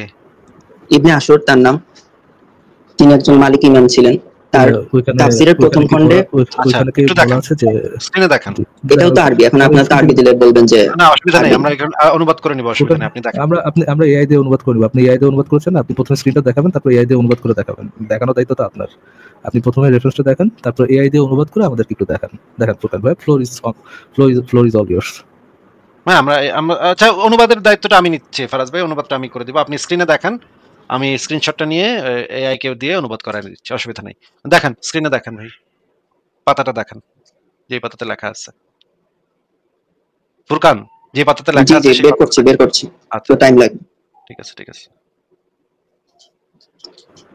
আল্লামা ইকবাল ভাই, স্বাগতম আপনাকে। আসসালামু আলাইকুম, আশা করি আপনি শুনতে পাচ্ছেন। আমরা নতুন দিনের আলোয় আলোকিত হচ্ছি। নতুন দিনের আলোয় আলোকিত হলাম এভাবে, খোলা মন নিয়ে গবেষণা করতে হবে। আপনারা তো বেশি মূল কথা না, সোর্সে বেশি কথা কোশ্চেন না, করেন না। বেশি কথা না, যেটা বের করতেছেন বের করেন, এগুলো কাম করেন। এগুলো বলে অ্যাকচুয়ালি লাভ হবে না। আপনি যেই কথাই বলবেন আমি আপনার কাছ থেকে রেফারেন্সটা বের করে তারপর আপনাদের বিদায় করবো। আপনি যা ইচ্ছা তা বলতে পারেন। যাই হোক, ইকবাল ভাই যেটা আমরা বলতে চাচ্ছিলাম যে আমরা নতুন নতুন ইয়ে শিখছি, দিনের আলোয় আলোকিত হচ্ছি, সেটা হচ্ছে কোরআনের মানে সুস্পষ্ট যে কেতাব, আল্লাহর যে রেভুলেশন, যেটি আল্লাহ ওহী দ্বারা মানুষকে বুঝাইছেন, জ্ঞান দিয়েছেন আর কি, সেই হিসাব মানে রেভুলেশনটাকে ইন্টারপ্রিটেশন করতে হলে ওটা সঠিক ইন্টারপ্রিটেশনটা কি, আল্লাহ কি অ্যাকচুয়ালি বুঝাইছেন, এইটা বুঝতে গেলে হচ্ছে কি আপনার আগে সায়েন্স জানা লাগবে। সায়েন্স থেকে যেটা ইয়ে হবে, যেটা ডিসকভার্ড হবে, সেটা হচ্ছে আল্লাহ অ্যাকচুয়ালি বুঝাইছেন। আবার সায়েন্স কিন্তু মুমিনদার ইয়া আছে আবার এখানে, সায়েন্স কিন্তু অ্যাবসলিউট ট্রুথ না, কোরআন অ্যাবসলিউট ট্রুথ। সায়েন্স কিন্তু কালকে আবার চেঞ্জ হয়ে যেতে পারে ভাই। এটা হ্যাঁ, যখন science- যখন আমাদের দরকার প্রিন্সেসের যেটা। যে ডায়লগটা এক্স্যাক্টলি। কিন্তু ফার্স্ট ভাই আমি আসলে উনি তো মোটামুটি ভদ্র আর কি, সে কারণেই ঢুকলাম। অনেকক্ষণ যাবত এই যে আপনাদের যে অবজেকশন গুলো কিংবা আপনারা যেগুলো দেখাচ্ছেন সেগুলোর মধ্যে সেই অবজেকশন খুঁজে পাচ্ছে আর কি। কিন্তু সে যে জিনিসগুলো হোল্ড করে, সে জিনিসগুলো বিশ্বাস করে, যে জিনিসগুলো সে মনে করে যে ট্রু, সেখানে সেই একই অবজেকশন গুলো সে খাটায় না। এটা তো মুমিনীয় ব্যাপারে আমরা ভালো করেই জানি। তারপরেও তার সাথে কথা বলতে চাচ্ছিলাম আর কি। আপনার কথা শেষ করেন, তারপর কথা বলি। কিন্তু ওই যে ব্যাপারটা আপনি আচ্ছা, বললেন এর আগে ইকবাল ভাই আমি একটা জিনিস একটু টাচ করি। একটা লোয়ার একটা বাটপারিমূলক কথা উনি মানে একটু বাটপারি বলবো না, একটা ধূর্তামি টাইপের একটা কথা উনি বলেছেন। কথাটা হচ্ছে যে কোরআনের আয়াতের যে ইন্টারপ্রিটেশন আপনি সায়েন্স থেকে দিচ্ছেন, এটা ইবাদতের ক্ষেত্রে হবে না, সেটা হবে এই পৃথিবীর কি ইয়া রিলেটেড আর কি, আপনার অন্যান্য বিষয় রিলেটেড, পৃথিবী রিলেটেড, আসমান রিলেটেড, এইগুলো বিষয় আপনি সায়েন্সে নিতে পারবেন। ইবাদতের বিষয় আপনি সায়েন্সে নেবেন না। আচ্ছা ভাই, আল্লাহ আপনারা কি ইবাদত করতে বলতে কি করে নেই? আল্লাহ আপনারা কি হুকুম দিচ্ছে যে 5 ওয়াক্ত নামাজ পড়ো, 10 ওয়াক্ত রোজা রাখো, এই বাদশা যে হুকুমগুলো, এগুলোর সাথে সায়েন্স কানেক্টেড কিভাবে? এই যে আমাদের যে একটা সার্চ করলো, একটা কথা সার্চ করলো যে এরা ইয়া করতে হইলে ওটাতে সায়েন্সে যাওয়া যাবে না। কে ভাই আল্লাহ 5 ওয়াক্ত নামাজ পড়তে কইছে না 10 ওয়াক্ত নামাজ পড়তে কইছে, এটা দিয়ে তো আচ্ছা এই সম্পর্কে সায়েন্স কি বলে? সায়েন্স কি গবেষণা করতে কয়েছে আল্লাহ নামাজ পড়তে কইছে? রাইট, কমান্ড যেগুলো সেগুলো তো আর সত্যতার দাবি না, তাই না? এগুলো তো নির্দেশনা, তাই না? সো এই কথাটা এমনি যদি আমার ব্লেটেন্ট কন্ট্রাডিকশন কথাটা মনে আছে ভাই, ব্লেটেন্ট কন্ট্রাডিকশন কারো না দেখাইলে পরে ধরেন এরকম ভাবে বলি আর কি, যে কাউকে যদি আপনি এইভাবে দেখান, ব্লেটেন্ট কনভিনিয়েন্স, যেটাই হোক না কেন, এইভাবে যদি না দেখান, ধরেন কাউকে যদি বলেন যে সে খাবার খেয়েছে, হ্যাঁ শুনতে পাচ্ছেন? জি। আচ্ছা একটা সেকেন্ড একটু থাকেন ভাই। হ্যাঁ, খাবার খেয়েছে কিন্তু ক্ষুধার্ত, এইটাও ধরতে পারবে না। মানে খাবার খাওয়ার পরে ক্ষুধার্ত মানে তো সে মানে যেটা আর কি, যে খাবার খেলে যেটা হয় আর কি, আপনি ক্ষুধা ফিল করতেছেন, এইটা আপনার বলতে হবে যে এইভাবে দেখাইতে হবে খাবার খেয়েছে এবং খাবার খাই নাই। এইটা যখন দেখাতে পারবেন, খাবার খায় নাই মানে হচ্ছে সে ক্ষুধার্ত, তখন বলবো আরে ঠিকই তো, কন্ট্রাডিকশন এখানে। তো আপনাকে ওই যে যেটা আপনি যেটা বললেন যে সায়েন্সের সাথেই তো সম্পর্কিত না, তাহলে এখানে সায়েন্স ফলো করতে হবে কি না করতে হবে, এই যে ভাব মারার যে কথাটা, এটা হয়তোবা সে এইভাবে বুঝতে পারবে যদি আপনি এই একেবারে এইভাবে ব্লেটেন্ট কন্ট্রাডিকশন দেখা বলেন যে অবৈজ্ঞানিক কোনো কিছুর ব্যাপারে বিজ্ঞান আনা যাবে না। বুঝতে পারছেন? তখন এটা একটা ভাব মারার কথা হবে, হয়তোবা একটা চান্স থাকে বোঝার। অবৈজ্ঞানিক কোনো কিছুর ভিতরে কিন্তু বিজ্ঞান আপনি খুঁজে পাবেন না। হ্যাঁ, এই যে ভাব মারার কথাটা এইভাবে হয়তো অবশ্যই বুঝতে পারবেন। কোনো আল্লাহর অবৈজ্ঞানিক আয়াতের মাধ্যমে বিজ্ঞান দ্বারা এটা ইন্টারপ্রিটেশন করা যাবে না। হ্যাঁ, মানে অ্যাজ ইফ তার কথাটা আপনি যেটা বললেন কি, তার ওই ভাই যাই হোক, আপনার কথা বলেন, আমি একটু তার সাথে কথা বলবো। ফুরকান আপনি কি বের করছেন এটা? কথা বলার আগে আমরা তো রেফারেন্স, জি আমি তো লিংক পাঠিয়েছি কমেন্টে। আচ্ছা, এই যে লিংকটা পাঠিয়েছেন সেই গ্রন্থটা কত সালে লিখিত? এটা কোন প্রকাশনী পাবলিশ করেছে সেটা একটু দেখতে হবে। এই গ্রন্থটা কি 1900 সালের পরে লিখিত? জি 1900 সালের পরে লিখিত। ফারাজ ভাই 1900 সালের পরে লিখিত গ্রন্থ দিয়ে থেকে সে উসুলুল তাফসির করতেছে। আচ্ছা ঠিক আছে, এই গ্রন্থের মনে লেখা আছে, মানে আপনি যেটা দিয়েছেন ওটার মধ্যে লেখা আছে যে সায়েন্স দ্বারা কোরআনের ইয়ে করা যায়, উসুল করা যায়, এবং এখানে আলেমদের ইজমা আছে, এটা এখানে লেখা আছে। ফুরকান ভাইয়া আলেমদের ইজমা আছে সেটাই তো বলতে চাচ্ছি, এটাতে আপনি কি বোঝাচ্ছেন? আলেমদের ইজমা আছে এটা তো লেখা নেই। আমি যেটা বলতে চাচ্ছি সেটা হলো ইজমা মানে হচ্ছে ঐক্যমত।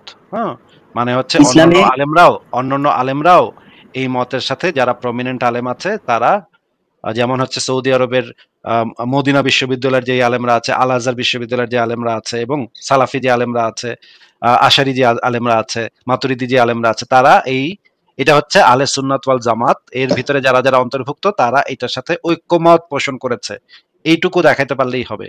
এরকম কি ওই রেফারেন্সটাতে লেখা আছে যে শরীয়তের আলিমগণ এর সাথে ঐক্যমত করে পোষণ করেছেন বা ইজমা করেছেন, এরকম কি এই যেটা দেখাচ্ছেন সেখানে কি লেখা আছে এটা?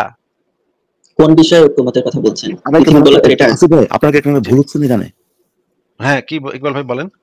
আপনি যে ঐক্যমতটা মানে চাচ্ছেন যেটা আর কি, এটা তো অ্যাসিউম করতেছে আল্লাহ যেটা বলছে ওটা দিয়ে আল্লাহ শুধুমাত্র নির্দিষ্ট একটা কিছু বুঝাইছে। এইটা যদি অ্যাসিউম করেন তাহলে পরে আপনি ঐক্যমত খুঁজবেন, ঠিক না?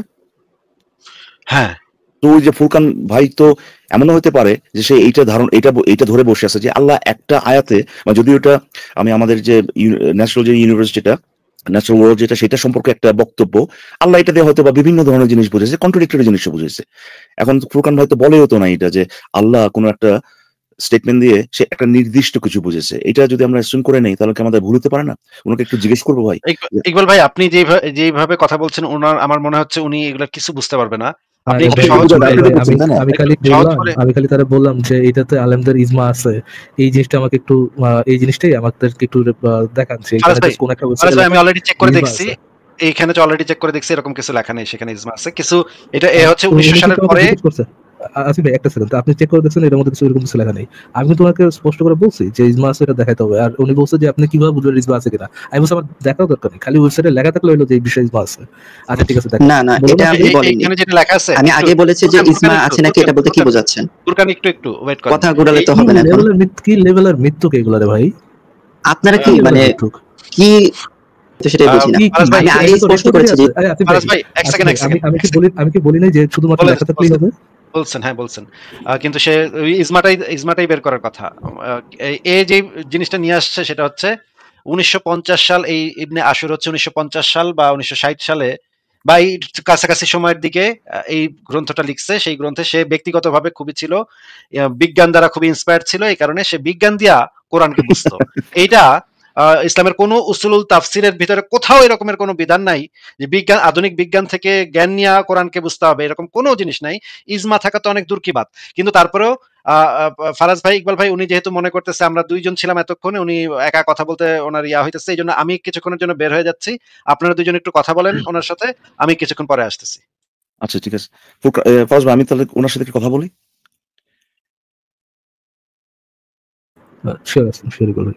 ফুরকান ভাই, আপনাদের যে কোরআনটা যেটা, এটা তো আপনারা বিশ্বাস করেন যে প্রায় 1400 বছর আগে এটা আপনাদের যে নবী মোহাম্মদ তাকে দেওয়া হয়েছে, ঠিক না? মানে আস্তে আস্তে আস্তে আস্তে নাজিল করা হয়েছে তার উপরে, ঠিক না ফুরকান ভাই? ফুরকান ভাই কি শুনতে পাচ্ছেন? হ্যালো, হ্যাঁ ফুরকান ভাই শুনতে পাচ্ছেন? হ্যাঁ জি শুনতে পাচ্ছি। আচ্ছা, আপনাকে একটা প্রশ্ন করছে আমাকে, আপনারা তো বিশ্বাস করেন মুসলিম হিসেবে যে আপনাদের যে কোরআন সেটা 1400 বছর আগে আপনাদের যে নবী মোহাম্মদ তার উপর আস্তে ধীরে ধীরে ধীরে ধীরে নাজিল করা হয়েছে, তাই না? এটা তো আপনার বিশ্বাস করেন? জি, যদি একটা কম্পাইলেশন আমরা এখন দেখতে পাই, এখন আপনি একটু বলবেন যে এই যে নাজিল যে কোর্স, এটার কারণটা কি, এটার মানে উপকারিতা কি, ইউটিলিটিটা কি, এটার ব্যবহারটা কি, কেন মোহাম্মদের উপর এই কোরআনটা নাজিল হলো?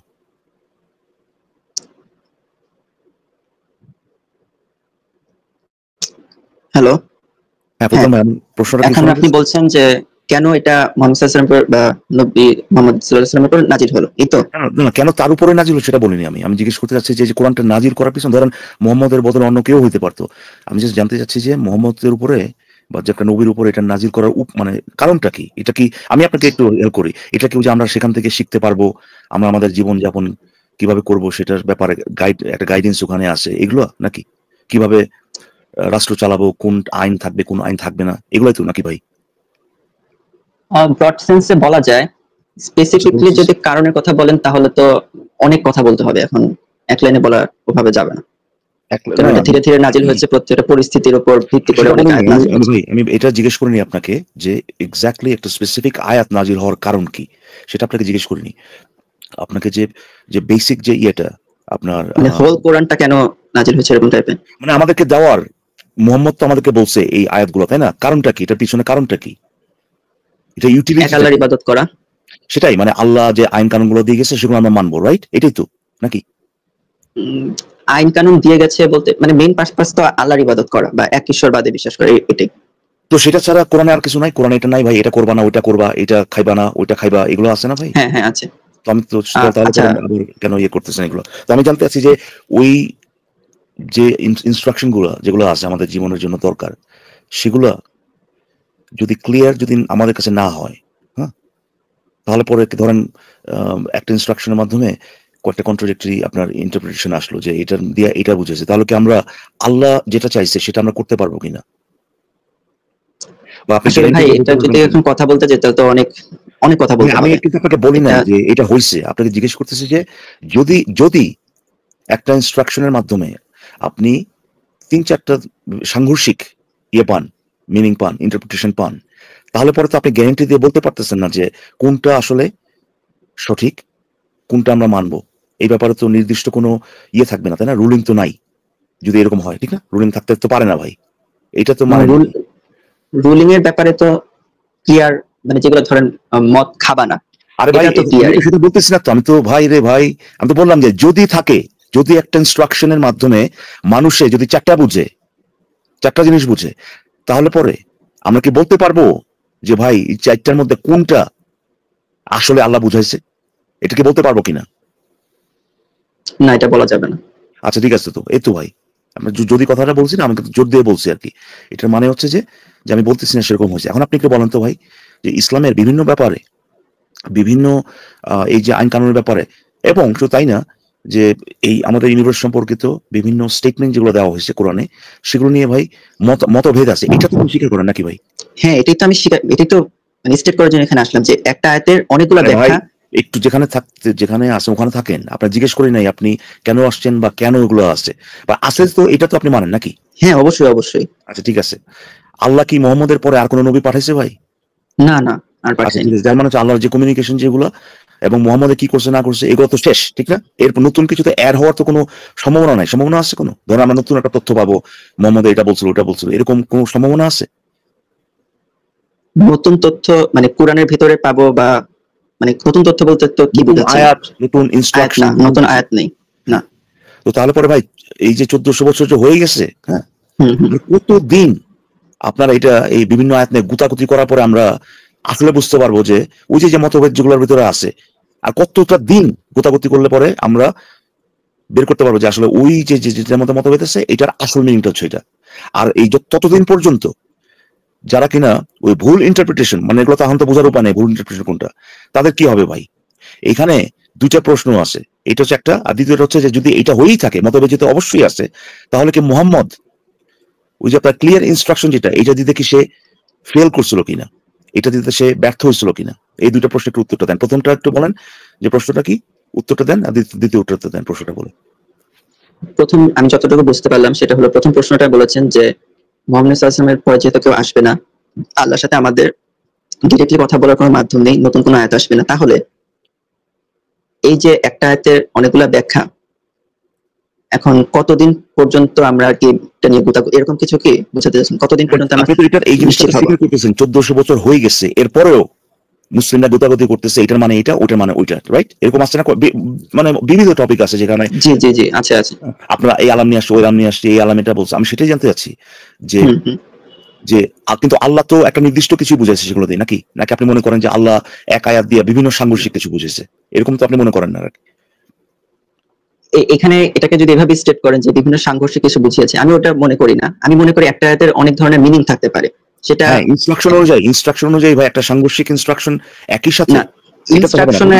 ইনস্ট্রাকশনের আয়াতগুলোতে তো কোনো সাংঘর্ষ কিছু নাই। রাইট, কে বলছে সাংঘর্ষিক কিছু নেই? বহু বহু বহু ইসলামের বহু ব্যাপারে ভাই আলমদের ইয়ে এই দ্বিমত আছে, এমনকি মুক্তাদের শাস্তি কি আবি যাবি এগুলো নিয়ে মাঝে মধ্যে আমি হুম, হুম। দেখা দিই প্রথম ভাই, আপনি কি মনে করেন যে অপ্রাপ্তবয়স্ক বাচ্চাদের সাথে বিয়ে এবং যৌন সঙ্গম করা ইসলামে মানে কোরআন অনুযায়ী হালাল করা হয়েছে? হ্যাঁ, ধন্যবাদ ভাই। আমি মূলত এটাতে আসতে চাচ্ছিলাম, কিন্তু ভাবছিলাম যে অফ টপিক হলে তো হবে না।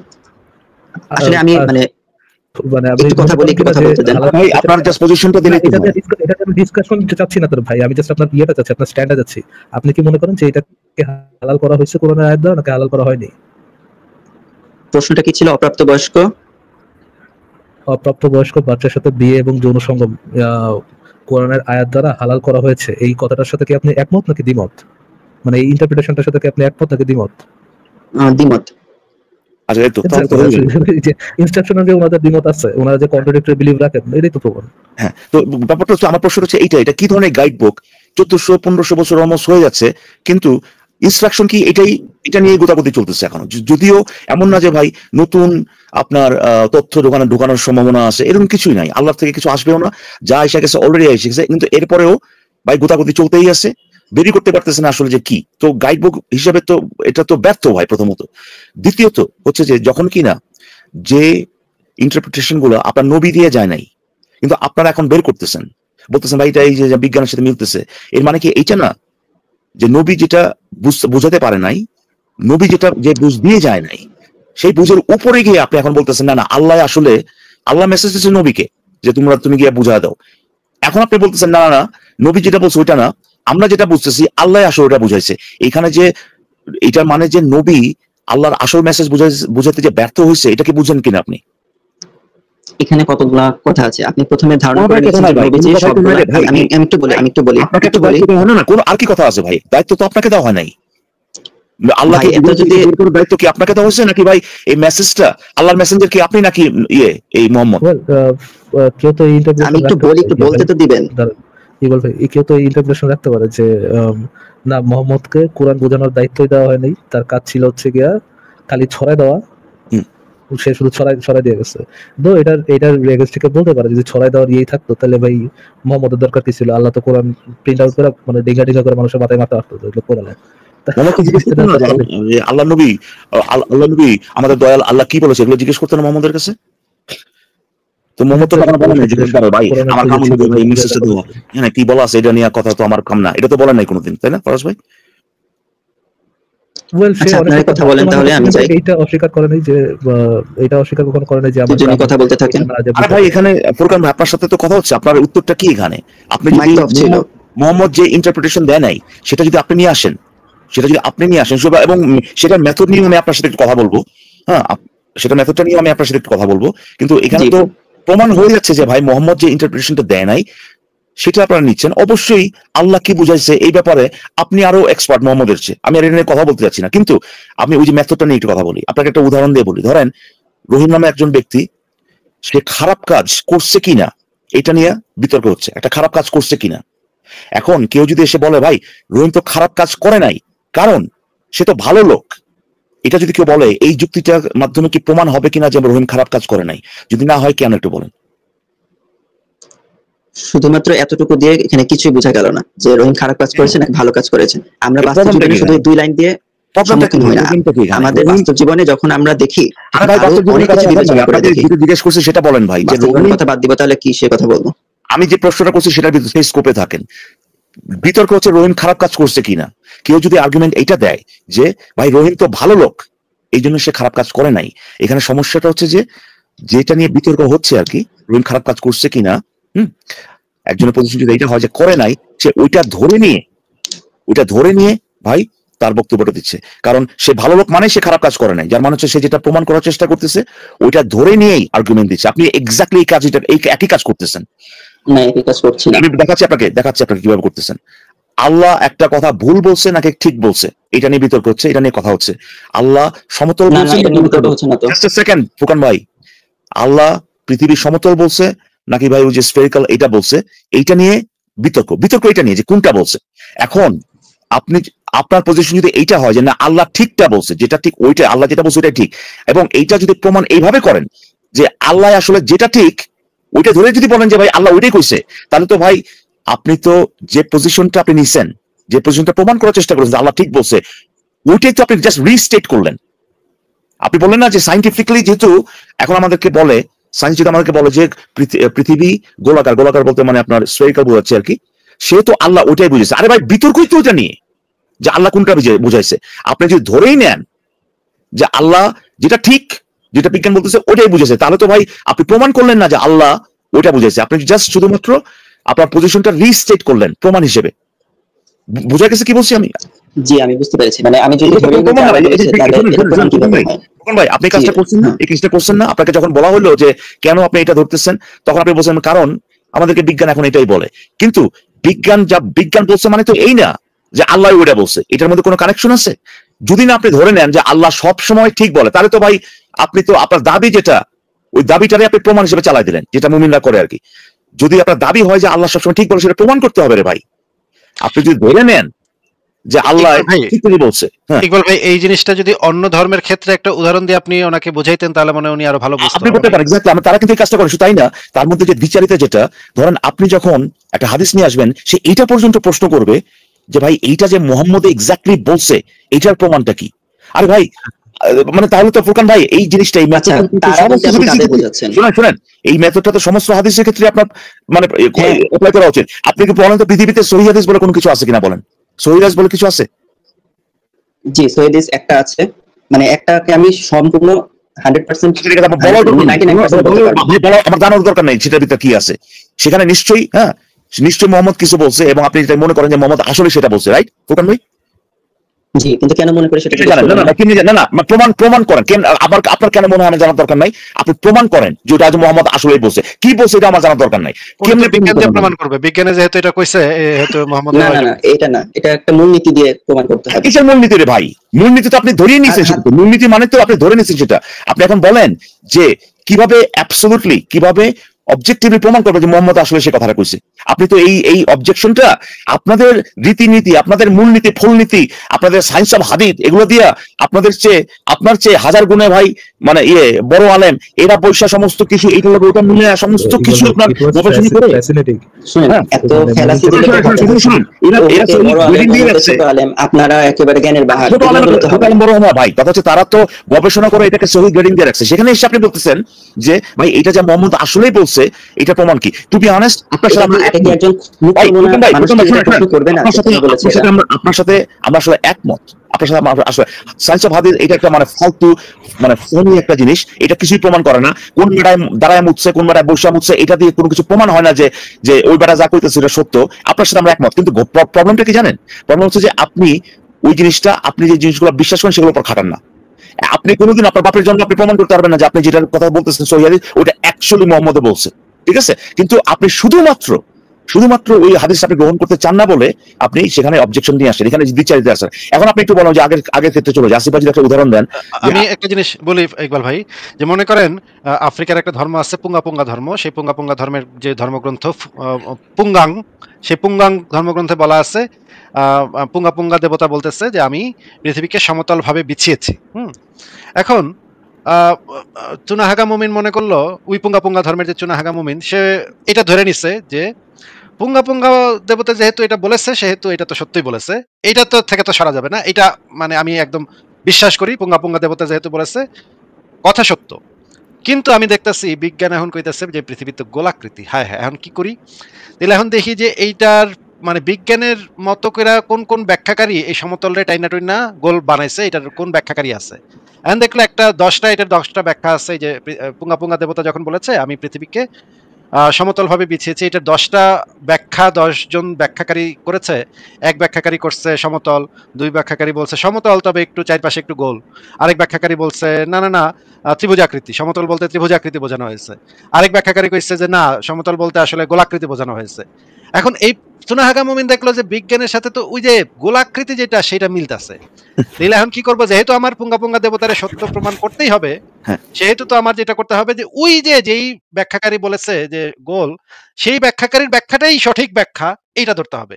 কিন্তু এখানে প্রবলেম হইতেছে ইকবাল ভাই, যে বিজ্ঞান যুদ্ধ স্ট্যাটিক কোনো বিষয় না। এটা তো কালকে ধরেন আরেকটা কথা বললো তর্কের ক্ষেত্রে ধরে নি, সে কালকে বললো যে পৃথিবী, আরে না এতদিন ভুল কইছি, পৃথিবী হইতেছে ত্রিভুজাকৃতি।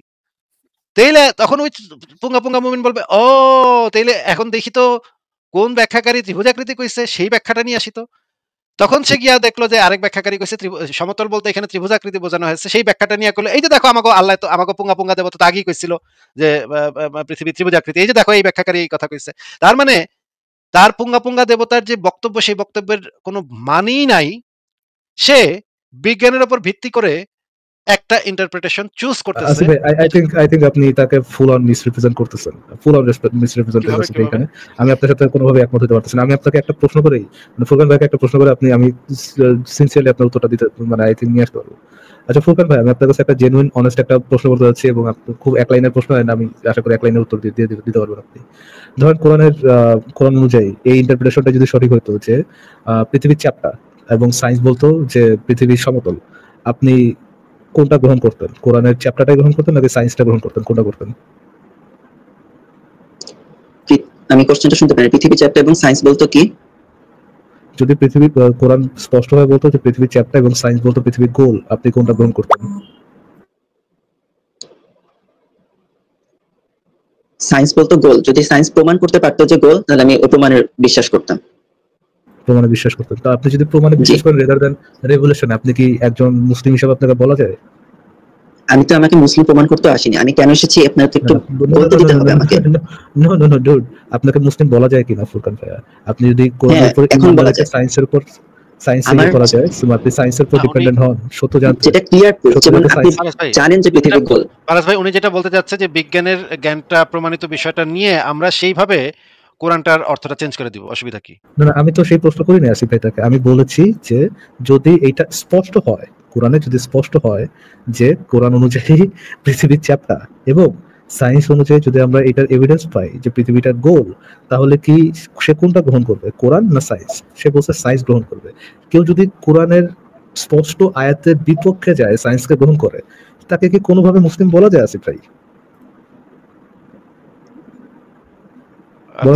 জানা ভাই, কিন্তু সে তো ওই যে আপনার স্পষ্ট, যেটা স্পষ্ট এটা তো ভাই ওটাকেই মানে অ্যাটাক করবে তখন, যেটা আসলে আমি তো এটা দিয়ে থাকি। আমি জানি, আমি ওটা এই কারণেই সে ইজি ওয়ে আউট, যেটা সে বলবে সায়েন্স, কারণ এখানে প্রমাণ আছে। আর তারপর আপনি তাহলে পরে যে তাহলে তো ভাই আপনি তো কোরআনের আয়াতের ইয়ে করলেন, আপনি কি বলো এটাকে রিজেক্ট করলেন, তখন ওটা সে ট্যাকল করবে বা বলে যে ভাই ওটা তো স্পষ্টই না ভাই, এটা তো হ্যাঁ চ্যাপ্টার বলতে এখানে গোল বোঝানো হয়েছে। তো এই যে কাজটা হচ্ছে এটা দেখেন, যে আমি যেটা বলার চেষ্টা করতেছি যে সে আল্লাহকে ওই যে পোঙ্গা পোঙ্গার ব্যাটা যেরকম ধরে নিয়েছে, তাহলে কি বলা যায় ইকবাল ভাই যে কোরআনের সায়েন্টিফিক বা আমাদের মহাজাগতিক বিষয় যা যা বলা আছে আমরা কোনোটাই বলতে পারবো না যে এটা স্পষ্ট আল্লাহ কি বুঝাইছে? প্রত্যেকটা ডিপেন্ড করবে সায়েন্সের উপরে।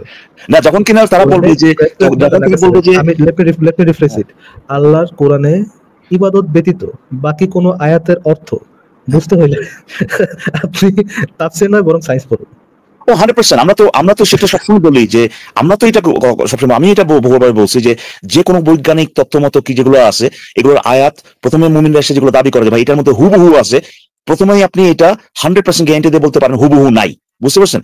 ওটা যদি নিয়ে আসেন তারপর বলবো যে এটা এমনি আসে অমনি আসে। এখন তারা যদি বলে যে এই কোরআনের মধ্যে এই আয়াতটার মধ্যে এটা লেখা আছে, তারা কিন্তু ওই ব্যাপারে বলবে না যে ভাই এটা আসলে ভেগ, ওখান থেকে এইভাবে বোঝা যায়। তারা কিন্তু তখন দাবি করবে কোরআনে স্পষ্ট করে ওই যে বিজ্ঞান যেটা বলছে ওইটাই লেখা আছে, তার দাবি হয়ে যাবে ওইটা। কোরআনে ভেগ বলে কিছু নাই, বিজ্ঞান যেটা বলতেছে ওইটা স্পষ্ট করে লেখা আছে কোরআনে, রাইট আসিফ ভাই? কিন্তু তাহলে তো ভাই পৃথিবীর সব ধর্মই সত্য, কারণ হচ্ছে কি এক্স্যাক্টলি এটাই যেটা করব, মনে করেন বেদ ভগবত গীতাতে যা লেখা আছে আমরা বিজ্ঞানের জ্ঞানটা জেনে তারপরে ওই অর্থটা চেঞ্জ করে দিব, অসুবিধা কি? আমরা বলবো এইটা তো আমরা মনে করেন ইয়াদেরকে, আমরা তো মনে করেন মুমিনরা এটা খ্রিস্টানদেরকে চুরি করে, খ্রিস্টানিটি থেকে চুরি করে এটা নিজের ধর্মে অ্যাপ্লাই করছি, এটা এখন আমাদের নিজস্ব সম্পত্তি। আপনি কেন এটা সবাইকে আপনারা স্ট্রম্যান ফ্যালাসি করতেছেন আমার সাথে? আমি এরকম কোনো ক্লেমও করি নাই। আপনারা মানে মনে করেন একটা ধর্মে বলা আছে, মানে এক সেকেন্ড ফুরকান, এক সেকেন্ড, মনে করেন একটা ধর্মগ্রন্থে বলা আছে যে একটা ব্যাঙে পাত দিয়া মহাবিশ্ব সৃষ্টি করছে, এই কথাটা এখানে স্পষ্টভাবে লেখা আছে। এখন আমরা জানলাম যে বিগ ব্যাং এর মাধ্যমে মহাবিশ্বের উৎপত্তি ঘটছে, কোনো ব্যাং ট্যাং নাই, কোনো ব্যাং পাদও দেয় নাই। তখন আমরা বলবো যে এইখানে ব্যাঙের পাত দেয়া বলতে বোঝানো হয়েছে বৃহৎ বিস্ফোরণ, সম্প্রসারণ, এটা বোঝানো হয়েছে। আল্লাহ আসলে এটাই বুঝাইছিল, কিন্তু তখনকার মানুষ তো বুঝবে না, এই জন্য এইভাবে ব্যাঙের পাতটা ছিল একটা রূপক, ওইটা দ্বারা বোঝানো হয়েছে আসলে বিগ ব্যাং। এটা যে রূপক, এটা কিন্তু আপনি ওই আয়াত বা ওইটা আনার পরে বলবে, আয়েশা তো বলবে যে হুবহু বলা আছে বিগ ব্যাং, তাই না? একদম একদম। তারপরে যে জিনিসটা, তাহলে তো পৃথিবীর কেউই কোনো ভুল কথা বলে না ভাই, পৃথিবীর কেউ কখনো কোনো ভুল কথা বলে নাই। যখনই ভুল ধরা পড়বে তখন আমরা বলবো ওইটা দ্বারা আসলে সে ওইটা বুঝাইছিল, সঠিকটা যখন আমরা জানবো তখন আমরা বলবো ওই ভুলটা দ্বারা সঠিকটা বুঝাইছিল। এবং যদি আপনি জিজ্ঞেস করেন যে কেন ভাই আপনি এইটাই কেন ধরে নিচ্ছেন যে ওইটাই বুঝাইছে, কারণ বিজ্ঞান তো এটাই প্রমাণ করেছে। হ্যাঁ, বিজ্ঞান তো এই যে দেখো প্রমাণ আছে বিজ্ঞানের, তখন সে বিজ্ঞানের প্রমাণটা দিবে। সে কিন্তু তার গ্রন্থ যে এটা বুঝাইছে, তার আল্লাহ যে এটা বুঝাইছে, সেই প্রমাণটা না দিয়ে সে দিবে বিজ্ঞানের প্রমাণটা, যে বিজ্ঞান এই যে দেখো বিজ্ঞানে এটা লেখা আছে। আপনার প্রশ্ন করার আমি একটা জিনিস একটা উত্তর দিই। উনি আমাদেরকে বলছে আমরা স্ট্রম্যান করতেছি, আমরা মোটেও করি নাই। আপনি হুবহু এই কথাটা বলছেন যে আপনি মনে করেন আল্লাহ বলছে এটা গোলাকার মানে স্ফেরিক্যাল, কারণ হচ্ছে বিজ্ঞান আমাকে সেটাই বলতেছে। এক্স্যাক্টলি এই কাজটা আপনি করছেন যে আপনি ধরে নিয়েছেন আল্লাহ যেটা বলছে। ইকবাল ভাই, এটা ছাড়াও তো মানে স্ট্রম্যান হইতে পারে। আমি ওই জিনিসটাই জানতে চাচ্ছিলাম যে আমরা এক্সাক্ট কোনটাতে তাকে মিসরিপ্রেজেন্ট করছি, স্ট্রম্যান করছি আর কি, এক্সাক্ট কোনটা, সেই জিনিসটা আমি জানতে ইন্টারেস্টেড ছিলাম আর কি। বলেন দেখি ফুরকান ভাই, আপনাকে এক্সাক্ট কোথায় মিসরিপ্রেজেন্ট করা হয়েছে? আপনারা যে প্রথমে বললেন, হয়তো আসিফ ভাই অথবা আপনি বলেছেন, আমার ঠিক মনে নেই, যে আমি কোরআনে আছে, তারপরে যে আমি তারপরে বলবো যে হ্যাঁ এই যে বিজ্ঞানী তো তাহলে এটা বলেছে, এটা আমি কখনো বললাম? এই কথার মধ্যে কখনো বলেছি এতক্ষণ? হ্যাঁ বলেছেন। প্রথম কথা, আচ্ছা, আরেকবার বলেন ভাই, আমি তো যেটা বলছেন সেটা একটু আরেকবার বলেন। আমাদের স্ট্রম্যানটা কি ছিল? আপনারা আমাকে বললেন জি, যে আপনারা কিন্তু আবার নাম বলছেন, বলছে যে তারা মুমিনরা, মানে আমাকে কিভাবে স্ট্রম্যান করা হয়েছে বলেন আল্লাহর ওয়াস্তে, আপনাকে কিভাবে স্ট্রম্যান করা হয়েছে বলেন। আপনাকে স্ট্রম্যান করা হয়েছে কিভাবে সেটা বলবেন। অন্য মুমিনকে কি বলেছি সেটা স্ট্রম্যান কি স্ট্রম্যান না সেটা তো ওই মুমিনের আলোচনা যখন আনবো তখন বোঝা যাবে যে স্ট্রম্যান করেছে কিনা। আপনাকে যদি স্ট্রম্যান করে থাকে তাহলে আপনি বলেন এখন। আপনি এখানে কার সাথে কথা বলছেন তাহলে সেটা আগে বলেন। আপনাকে কোনো জায়গায় স্ট্রম্যান করা হয়েছে কিনা সেটা বলেন। আপনি বলবেন ভাই আমার ব্যাপারে শুনেন ফোরকান ভাই, এটা বলবেন ফোরকান ভাই, ফর্মটা বলে দিই। আপনি বলবেন যে ভাই আপনারা দাবি করছেন আমি এই কথাটা বলেছি, কিন্তু আসলে আমি এই কথা বলিনি, আমি ওই কথাটা বলেছি। এই ফরম্যাটে আমাদেরকে দেখা দেন কোন জায়গায় আপনাকে স্ট্রম্যান করা হয়েছে, বলেন প্লিজ। প্রথমে আপনি যে প্রশ্নটা করলেন যে অন্য ভাই প্রশ্নটা করলো যে পৃথিবীর চ্যাপটা যদি কোরআনে থাকে আর আমি যদি সায়েন্সে যদি দেখা যায় গোলাকার, তো আমি বললাম আমি সায়েন্সেরটা নিব। এই কথাটাকে কেন্দ্র করে আপনি অথবা তিনজনের মধ্যে কেউ একজন বলেছেন যে তার মানে আমি মানে পৃথিবীর সব ধর্মই সত্য, যদি এরকম করে ব্যাখ্যা করতে পারি। তো আমি তো এইটাতে পয়েন্ট আমার ছিল না। আমি তো বলি নাই যে আপনি তো বলেছেন জিজ্ঞেস করে স্ট্রম্যান জানে কিনা, জানে বুঝে না। স্ট্রম্যান মানে বোঝে না, স্ট্রম্যান মানে বোঝে না ভাই। ভাই। এটাও তো একটা মিথ্যা কথা বললেন, আমি স্ট্রম্যান মানে বুঝি না নাকি না বুঝি এটা আপনি পুরো বাল ভাই। এই যে দেখলেন আমি কি সুন্দর একটা কন্টেন্ট পাইতেছিলাম, দিলেন ভাই পপকর্নটার মধ্যে হাত ঢুকাই দিলেন। কি সুন্দর করে বলতেছিল যে কিভাবে স্ট্রম্যান করছি, শেষ করতে দিলেন না। বলেন তো ভাই কিভাবে স্ট্রম্যান করছি। আপনার আসিফ ভাই ইকবাল ভাইয়ের কথা কাঁদা দরকার নেই, আপনি বলেন আমরা কিভাবে স্ট্রম্যান করেছি আপনাকে বলবো ভাই। প্লিজ পপকর্নে হাত ঢুকায় না ভাই, প্লিজ আসিফ ভাই, ফর গড সেক। ফুরকান ভাই প্লিজ বলেন, মন খুলে বলেন কিভাবে আপনাদের স্ট্রম্যান করা হয়েছিল। আপনারা এত বারবার মাইকটা অফ করলে আমাকে তো কথা বলার সুযোগ দিতে হবে, তাই না? দিচ্ছি বলেন। প্রথম কথা ছিল যে ওই প্রশ্নটা আপনি যেটা করলেন যে পৃথিবী চ্যাপটা এটা যদি কোরআনে থাকে, প্রথম কথা এটা একটা হাইপোথেটিক্যাল সিচুয়েশন, এটাই কোরআনে নাই ডিরেক্ট, তবু ধরে নিতে বলেছেন। তারপরে বলেছেন যদি সায়েন্স এটা প্রমাণ করে তাহলে আমি কোনটাতে বিশ্বাস করবো। আমি বলেছি সায়েন্স যদি প্রমাণ করে এবং সুস্পষ্ট প্রমাণ থাকে, যেমন সায়েন্সে এখন অনেক কিছু আছে যেগুলো সুস্পষ্টতা এখন আমরা জানি না, কিন্তু পৃথিবী যে গোলাকার এটা একদম মানে সুস্পষ্ট, এটাতে কোনো দ্বিমত নাই, বা এটা আমরা চাক্ষুষ দেখতে পারি। তো এই ক্ষেত্রে আমার এই কথাটাকে আপনি কেন্দ্র করে আপনার তিনজনের যে কোনো একজন হয়তোবা যে বললেন যে তাহলে তো সে অনুযায়ী সবকিছুকে ব্যাখ্যা করা যাবে, তারপরে সবকিছু সব ধর্মই তো সত্য হবে। আমি তো ওই দিকে যাইনি, তাহলে কেন আপনারা এই কথাগুলো আমাকে বলছেন? আমরা বিশাল বড় অন্যায় করে ফেলেছি ভাই। আপনারা বুঝলেন যে এটা একটা স্ট্রম্যান। আমরা বিশাল বড় অন্যায় করে ফেলেছি। পরকাল আমাদেরকে যেন ক্ষমা করে দেয় আল্লাহ। এটাকে স্ট্রম্যান বলে। ওয়াও, ফ্যান্টাস্টিক ভাই। আচ্ছা স্ট্রম্যান মানে কি? স্ট্রম্যান মানে হলো আমি যা বলেছি তাকে তার একটা দুর্বল রূপ আপনি আমাকে তাকে খণ্ডন করছেন, কিন্তু আমি তো সেটা বলিনি। সোনামণি তোমার হয়ে গেছে তোমার স্ট্রম্যান হয়ে গেছে। পপকর্ন আমার খাওয়া শেষ, এনাফ স্ট্রম্যান বুঝছি আমি যে কোনো মুমিনি এটা বলতে পারে এটা হচ্ছে আপনাকে স্ট্রম্যান করা হয়ে গেছে। বহুত বড় স্ট্রম্যান জানলাম, থ্যাংক ইউ, পেট ভরে গেল। আসিফ ভাই ধন্যবাদ, আপনি যেবার পপকর্ন আমার হাত ঢুকায় নাই। ধন্যবাদ। দেখছেন ভাই যখন আপনি আমার পপকর্নে হাত ঢুকায় নাই তখন কত সুন্দর একটা পপকর্ন পেলাম। বল কথাটি তো বলেন। কি অবস্থা, কি অবস্থা। আপনি একটু জাস্ট আসলেই আপনি একটু নিরপেক্ষ থেকে যদি এটা চিন্তা করেন, আপনি যে কথাগুলো বলছেন আজকে, এটা তো যে কোনো ধর্মের ফলোয়ারই বলতে পারে, তাই না? যে আমার ধর্মের যে ঈশ্বর সে এই কথাটা বলছে, আমি মনে করি এটা মানে হচ্ছে এইটা, কারণ বিজ্ঞান তো এটাই বলে। এটা তো যে কোনো ধর্মের অনুসারীর পক্ষে বলা সম্ভব, ঠিক না ফুরকান ভাই? আমাকে বলছেন? আপনাকে জিজ্ঞেস করতেছি আমি যে আপনি যে আপনার আল্লাহ কোন একটা আয়াত দিয়ে কি বুঝাইছে, এই যে এটার ব্যাপারে যে মেথডটা আপনি ব্যবহার করতেছিলেন, যে যেহেতু বিজ্ঞান এটা বলে তার মানে আল্লাহ ওইটাই বুঝাইছে, এই যে মেথডটা, এটা তো ভাই শুধু আপনাদের ট্রেডমার্ক করা, মুসলিমদের কি ট্রেডমার্ক করা ভাই? এটা কি ট্রেডমার্ক করার পদ্ধতি? আচ্ছা ইকবাল ভাই আপনাকে একটা প্রশ্ন করি। ইকবাল ভাই আমি আপনার উত্তরটা দিতে চাই। ফুরকান ভাই এক সেকেন্ড, আমি ইকবাল ভাইকে একটা প্রশ্ন করি, আপনি একটু শুনেন প্রশ্নটা।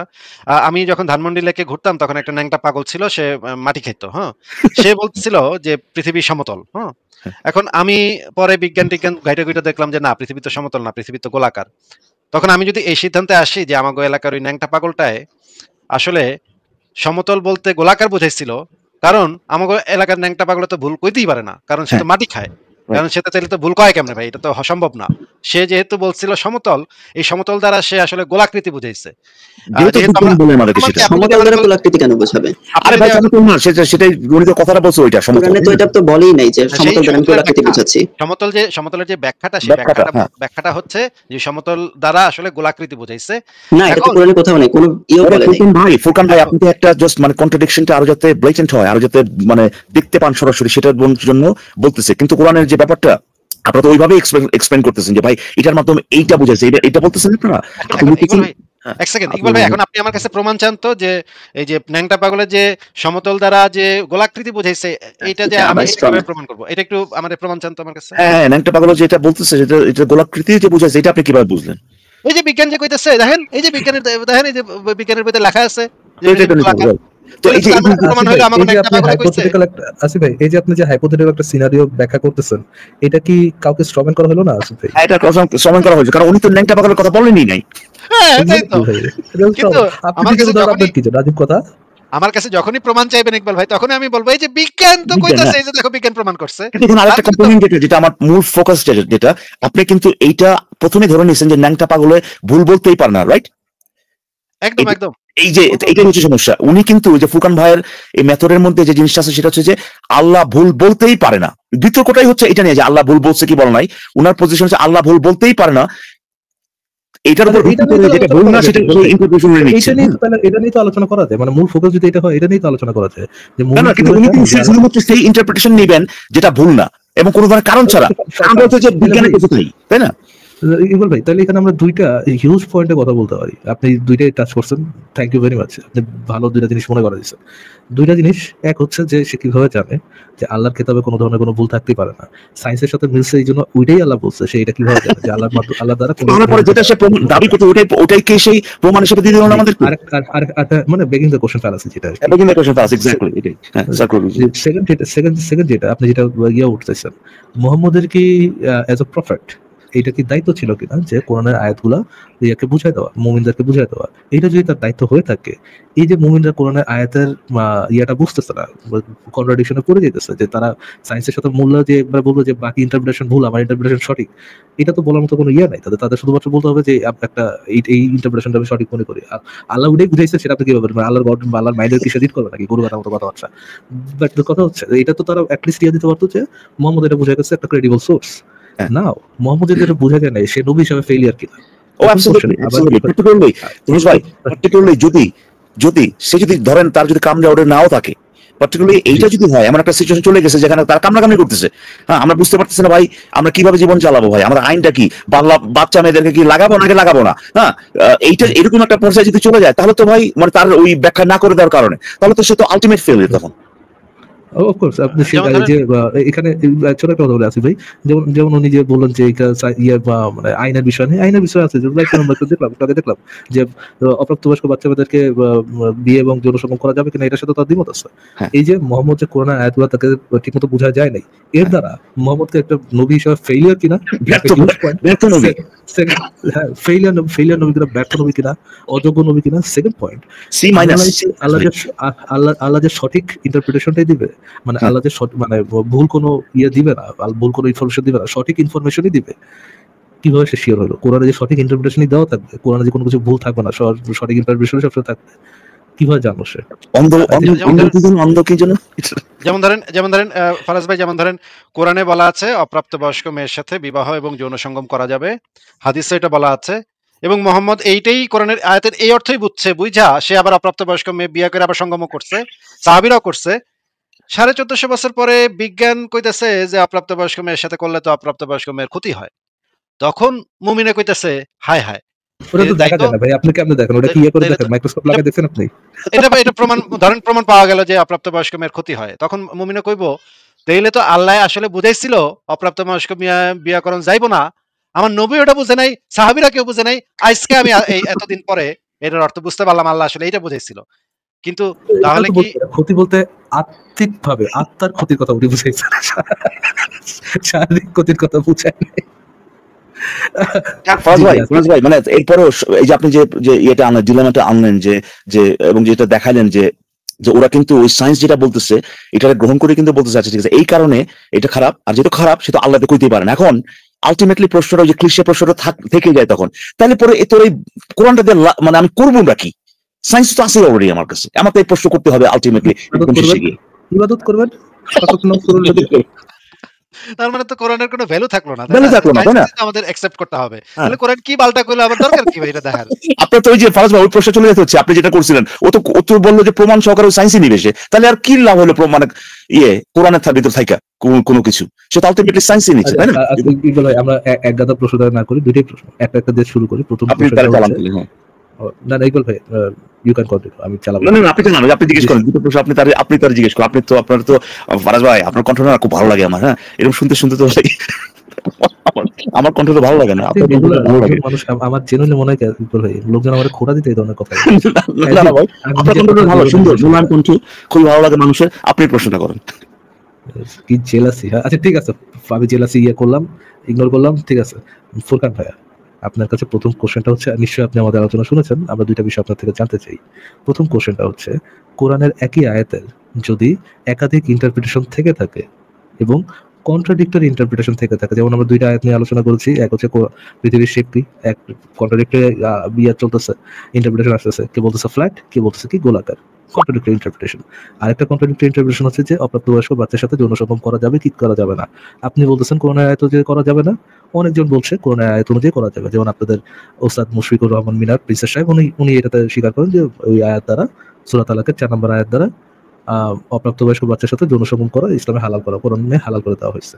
নাও প্রশ্নটা হচ্ছে নবী মুহাম্মদকে যদি কোরআন বুঝায় দেওয়ার, কোরআন ব্যাখ্যা করে দেওয়ার দায়িত্ব দেওয়া হয় এবং কোরআনের যদি কন্ট্রাডিক্টরি ব্যাখ্যা থেকে থাকে, তাহলে কি আমরা বলতে পারি কিনা যে উনি ওনার দায়িত্বটা ফিল আপ করে যান নাই, উনি কোরআনকে ঠিকমতো ব্যাখ্যা করে যান নাই, এবং এই দিক থেকে নবী মুহাম্মদ একজন ফেইলিয়ার নবী, যেটা বলা যায় কিনা? আর যদি বলা না যায়, কেন বলা যায় না, আমাদেরকে একটু এক্সপ্লেইন করে দেন। আসিফ ভাই কোশ্চেন ক্লিয়ার? হ্যাঁ একদম পানির মতো। You want add something? না বলুক। ওকে ঠিক আছে, আমরা তাহলে ফুরকান ভাইয়ের কাছে চলে যাই। ওকে ঠিক আছে, ফুরকান ভাইয়ের কাছে চলে যাই। ফুরকান ভাই আপনি আমাদেরকে একটু বুঝাই দেন বিষয়টা, যে এই অনুযায়ী আমার যদি কোশ্চেনটা বুঝে থাকেন তাহলে আমার অ্যান্সারটা দেন, নবী মুহাম্মদকে একটা ফেলিয়ার নবী কিনা, আর যদি না হয়ে থাকেন তাহলে উনি কেন ফেলিয়ার নবী নন, এই দিক থেকেও, মানে জাস্ট কোরআন বুঝাই দেওয়ার দিকটা থেকে বলুন ফুরকান ভাই। হ্যালো, শোনা যাচ্ছে? শোনা যাচ্ছে? আচ্ছা জি শোনা যাচ্ছে, বলুন। কোরআনের যদি একাধিক ব্যাখ্যা থাকে, তাহলে আপনারাই বা কেন একটা ব্যাখ্যাকে নিয়ে বলতেছেন যে ইসলামে কোরআনে বলা আছে এটা ভুল, যেটা সায়েন্সের সাথে এটা যাচ্ছে না, ভুল? আপনারা কেন অন্য ব্যাখ্যার কথা বললেন না? আপনাদের ওয়েবসাইটে যে বললেন পৃথিবী যে ফ্ল্যাট, এটাই ঠিক ব্যাখ্যা, ওই ব্যাখ্যাটা ভুল, এটাই আপনারা বিচারিতা করছেন এখানে। তাহলে আমাকে আবার দোষ দিচ্ছেন কেন? আমি তো এখানে কোরআন প্রমাণও করতে আসিনি, কোরআন ভুলও প্রমাণ করতে আসিনি। আমি বলেছি এই সম্পর্কে আসিফ ভাই আপনার মতামত কি, বা আপনারা কিভাবে বুঝতে পারেন এইটাই কোরআনের আসল ব্যাখ্যা, এটা ভুল ব্যাখ্যা, এবং এটাকেই ধরে আপনারা কোরআনকে ভুল বলছেন, এই তো? এটা আপনি কিভাবে শিওর হচ্ছেন? আমি আপনাদের যাচাই পদ্ধতিটা জানতে এসেছিলাম, আলোচনাটা সম্পূর্ণ অন্যদিকে চলে গিয়েছে। এবার কি উত্তরটা দিবেন? ফারাজ ভাই যে প্রশ্নটা করেছিল। জি উত্তরটা দিবেন ফুরকান ভাই, নাকি আমি সেকেন্ড প্রশ্নতে যাব? না আমি তো কথা বললাম, আমি তো একটা প্রশ্ন করলাম। না আপনি তো প্রশ্ন ভাই, আপনি তো আমাদেরকে উল্টা বললেন ভাই, এতগুলো যদি থাকে তাহলে আপনারা ওটা নিতেছেন কেন? ঠিক আছে ভাই, সুন্দর, এটা উত্তরটা দিন। ঠিক আছে, কিন্তু আপনি তো প্রশ্ন করেন বেশি চাপ দিব না। বিষয়টা হচ্ছে যে উনি সোজাসুজি উত্তরটা দিবেন কিনা, আমার এটা দেখানোর দরকার না যে মুমিনের চাপ দিয়ে আমার উত্তর বের করতে হবে, আমার এটাও একবার তো শুদ্ধ করে একটা মানে বুঝাই দিই আর কি, যে এই যে আছে যে এতগুলা, এইটা নিয়ে তো প্রশ্ন, যে এতগুলো যে আছে সুনির্দিষ্ট ভাবে নাই, এটাতে কি প্রমাণ হয় কিনা যে মোহাম্মদ ব্যর্থ ছিল ভাই বুঝাইতে আল্লাহর মেসেজটা কি? এটা তো প্রশ্ন ভাই, একটু বলেন। এখানে তো এরকম না যে কন্ট্রাডিক্টরি পাওয়া যাচ্ছে, মানে কোরআনে কথাটাই আর গোলাকার, এটা ভাই মানে এটা কিভাবে সমতল এবং স্ফেরিক্যাল যেটা আর কি, এটা তো একই সাথে হতে পারে নাকি ভাই? এখন তাহলে আমাকে দেখতে হবে যে আল্লাহ কি সম্পূর্ণ পৃথিবীর কথা বলতেছে না কিসের কথা বলতেছে, সেটা তো দেখতে হবে। ভাইরে আপনাকে তো আসিফ ভাই প্রথমেই দেখাইলো যে আপনি নিজেও বলতেছেন যে কোরআন থেকে আপনি আসলে দেখাইতে পারবেন না যে আল্লাহ বলছে গোলাকার, মানে গোলাকার বলতে স্ফেরিক্যাল বোঝাচ্ছে, এবং শুধুমাত্র আপনি সেটা নিচ্ছেন এই কারণে যে কোরআন থেকে না, বিজ্ঞান বলছে এটার কারণে, কোরআন থেকে আপনি দেখাতে পারবেন না। এবং আসিফ ভাই এটাও দেখাইছে আপনাদেরই ইসলামের মধ্যে মতামত আছে, সেটা হচ্ছে যে পৃথিবী হচ্ছে সমতল, তাই না? এটাও দেখাইছে যে, এবং প্রাসঙ্গিক অনেকগুলো আয়াত এটা শুধুমাত্র সেন্স মেক করে যদি আপনার পৃথিবীটা ফ্ল্যাট হয়। তো আবার এখানে আপনি আনতেছেন, আপনি ওইখানে ডাউট করতেছেন যে যে আদৌ মাল্টিপল ইন্টারপ্রিটেশন আছে কি। এটা একটু এক্সপ্লেইন করে দিই দর্শকদের জন্য।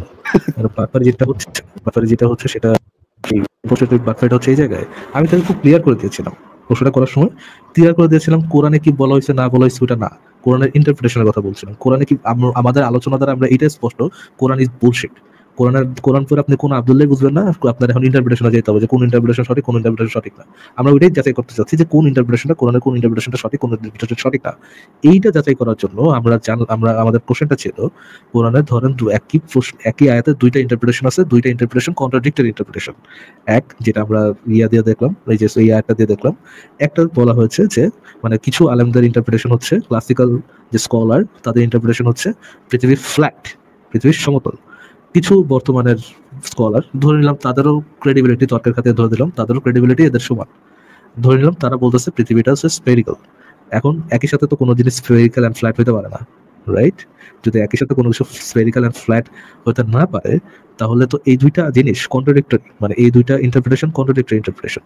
যদি কন্ট্রাডিক্টরি ইন্টারপ্রিটেশন থেকে থাকে একই আয়াতের, এবং মোহাম্মদের যদি কাজ থাকে, মোহাম্মদ এজ এ প্রফেট হিসেবে যদি তার দায়িত্ব থাকে যে তার কোরআনের আয়াতটা মানে আল্লাহর কথাটা মোহাম্মদ তার সাহাবাদের কাছে বুঝাই দেওয়া, এটা যদি মোহাম্মদের দায়িত্ব হয়ে থাকে, তাহলে কি মোহাম্মদ এজ এ প্রফেট হিসেবে ফেইলিয়ার প্রফেট কিনা, একটা ফেইল প্রফেট কিনা, যে তিনি তার কাজে এই অ্যাটলিস্ট কোরআন বুঝিয়ে দেওয়ার ক্ষেত্রে উনি ডাব্বা মারছেন। আমি বলছি না জিহাদের ব্যাপারে উনি পিক ছিলেন, ওনার মতো জঙ্গির বাচ্চা জঙ্গি আর একটাও ছিল, আমি এটাতে মানে তর্ক করবো না। এই জায়গায় কোরআন বুঝিয়ে দেওয়ার ক্ষেত্রে উনি একটা ডাব্বা মার্কা প্রফেট ছিলেন কিনা। যেমন এটা শুধুমাত্র এটার সাথে মানে এখানেই শেষ না, আরেকটা উদাহরণ আমরা দিয়েছিলাম যে সূরা তালাকের 4 নম্বর আয়াত অনুযায়ী অপ্রাপ্ত বয়স্ক বাচ্চার সাথে যৌন সঙ্গম করাটা কিছু আলেমদের মতে, আবার ক্লাসিক্যাল স্কলারদের মতে এটা হালাল, আবার কিছু চুনাহাগেন্দাদের মতে এটা হারাম, যে অপ্রাপ্তবয়স্ক বাচ্চাদের সাথে যৌন সঙ্গম করা যাবে না। ধরে নিলাম দুজনের ক্রেডিবিলিটি সমান, দুজনের ক্রেডিবিলিটি এটা সম্পর্কে মানে দুজন কোনো মধ্যে কোনো পার্থক্য নেই। একই টাইপের আলেমরা বলতেছে করা যাবে, একই টাইপের আলেমরা বলতেছে অপ্রাপ্তবয়স্ক বাচ্চার সাথে যৌন সঙ্গম করা যাবে না। এখানেও কি একটা কন্ট্রাডিকশন পাওয়া যাচ্ছে। নাও এই যে দুইটা কন্ট্রাডিক্টরি ইন্টারপ্রিটেশন আছে এবং মোহাম্মদ বুঝাই দেওয়া যায় না যে কোন ইন্টারপ্রিটেশনটা সঠিক ইন্টারপ্রিটেশন, এই পয়েন্ট অফ ভিউ থেকে মোহাম্মদকে একটা ফেইলিয়ার নবী বলা যাবে কিনা? ভাই এত সুন্দর করে একবার বোঝানোর পর দ্বিতীয়বার বুঝাইলাম। নাও আসিফ ভাই আমরা কি আরেকবার দেখবো যে উনি এবার অ্যান্সারটা দেন নাকি আবার? হ্যাঁ আরেকবার দেখি, ফুরকান আপনি অ্যান্সারটা দেন প্লিজ। এটা হলো কোরআনের যেহেতু একটা ইন্টারপ্রিটেশন আছে যে গোলাকার, এটা অনেকে মানে, আর একটা ইন্টারপ্রিটেশন হলো সমতল, এটা অনেকে মানে না। এই তো এখন মুহাম্মদ সাল্লাল্লাহু আলাইহি ওয়াসাল্লাম যেটা বলে নাই যে কোনটা কি, তাহলে মুহাম্মদ সাল্লাল্লাহু আলাইহি ওয়াসাল্লাম এক্ষেত্রে ব্যর্থ নাকি, যে বুঝিয়ে দিতে সক্ষম হয়নি তার অনুসারীদেরকে? ফুরকান ভাই বুঝে নেই, আরেকবার রিপিট করেন তো কি বললেন? আমি বলতে চাচ্ছি আপনাদের কোশ্চেনটাই আমি ঠিকভাবে বুঝতে পেরেছি নাকি সেটা আমি আর কি যাচাই করতে চাচ্ছি। আপনাদের কোশ্চেনটা কি এরকম ছিল যে মুহাম্মদ সাল্লাল্লাহু আলাইহি ওয়াসাল্লাম যেহেতু বলেননি বা বুঝিয়ে দিতে পারেনি, যার কারণে একাধিক ইন্টারপ্রিটেশন হচ্ছে, তাই তিনি একজন ফেলিয়ার, এটা কি কোশ্চেন? একাধিক কন্ট্রাডিক্টরি ইন্টারপ্রিটেশন হচ্ছে, এবং যদি তার দায়িত্ব থাকে কোরআন বুঝিয়ে দেওয়ার, আল্লাহর আয়াত বুঝিয়ে দেওয়ার, এবং সেই দায়িত্বে যদি উনি ফেল করে থাকেন, যেহেতু আমরা কন্ট্রাডিক্টরি ইন্টারপ্রিটেশন পাচ্ছি, এই পয়েন্ট অফ ভিউ থেকে কোরআন বুঝিয়ে দেওয়ার দায়িত্ব পালনের ক্ষেত্রে মুহাম্মদকে একটা ফেইলিয়ার নবী ছিল, একটা ফেইলড নবী ছিল কিনা? এটার উত্তর, প্রথম কথা এখানে আপনি বলেছেন যে কন্ট্রাডিক্টরি ব্যাখ্যা পাওয়া গেলে তাহলে তিনি ফেলিয়ার কিনা। কোরআনের কন্ট্রাডিক্টরি ব্যাখ্যা এখানে তো আমি দেখতে পাচ্ছি না। যারা বলছে সমতল, এই আয়াতের উপরে আমি ভিত্তি করে বলি, যারা বলছে সমতল তারা এটা অ্যাজিউম করেছে। আপনার প্রশ্ন করতে হবে তারা কেন এটাকে সমতল বললো। একটু ফোকাস একটু থামেন। জি ভাই, আপনার প্রশ্নই তো ভুল, প্রশ্নের উত্তর আপনার প্রশ্নই তো ভুল। এই হচ্ছে তার প্রশ্ন। আমি তো কোনো বিষয় দেখতে পাচ্ছি না। আরে ভাই সমতল তোমরা পাচ্ছি না, আপনি কি গোলাকার এটা পাচ্ছেন না? না ভাই আপনার একটু পড়াশোনা করেন। হ্যাঁ ঠিক আছে, আরেকটা প্রশ্ন করি ইকবাল ভাই। আপনি হচ্ছে গিয়া ছোট একটা জিনিস বলে দিই, আপনি হচ্ছে গিয়ে ভাই আবার পপকর্নটাতে হাত ঢুকাই নেন। আমার কিন্তু যখন মহিলাকে কোশ্চেন করি আমার কিন্তু এইটা থাকে না, মানে আমার সবসময় এই জিনিসটা বাধা থাকে না যে আমি এটার অনেস্ট একটা উত্তর পাবো। আমার এইটা মানে ধরে নেই যে একটা জাতবাটপারি করবে, আমি জাস্ট চাই এটা একটা রেকর্ডেড জাতবাটপারি। হ্যাঁ ভাই, দর্শক এটা দেখতে পারে যে এটা কোন লেভেলের জাতবাটপার। ফোরকান ভাই সবকিছু খুলে একেবারে প্রিন্ট খুলে উত্তর দেন ভাই। হ্যাঁ জান, কোন মনে কিছু রাখেন না। হ্যাঁ জাতবাটপাড়িটা কে করছে তা তো আমি দেখতেই পাচ্ছি, যাই হোক। না না, ওই যে উত্তরটা সবাই একবার হ্যাঁ, উত্তর দেন। হ্যাঁ, এখানে কি যারা মনে করলো যে পৃথিবীটা আসলে সমতল, এটা বলতে সম্পূর্ণ পৃথিবী বোঝাচ্ছে, তাদের ইন্টারপ্রিটেশনটা ভুল, এটা আমি বলছি। আর যারা মনে করলো এই আয়াত দ্বারা পৃথিবীর সম্পূর্ণ সমতলকে বোঝাচ্ছে না, এটা হলো আমরা যে চোখে যেটা দেখতে পাচ্ছি যে পৃথিবীটা আমাদের সামনে বিস্তৃত সমতল বা বিছানা রূপে, সেটা বোঝাচ্ছে, তারা তো ওইটাকে বলেনি যে এই আয়াত দ্বারা গোলাকারই বোঝাচ্ছে, তারা তো এটাকে স্বীকার করে নিল যে হ্যাঁ সমতল গোলা হচ্ছে, কিন্তু এটা কতটুকুর জন্য সেই এরিয়াটা সেটা নির্ধারণ করে দিচ্ছে। এখানে কন্ট্রাডিকশন তখনই থাকবে যদি বলতো যে এই আয়াত দ্বারা সম্পূর্ণই বোঝায় যে গোলাকার, এই আয়াত দ্বারাই বোঝাচ্ছে এবং আয়াতে ভুল মানে আছে। আর আরেকজন বললো যে না এই আয়াত দ্বারাই বোঝাচ্ছে এটা হলো সমতল।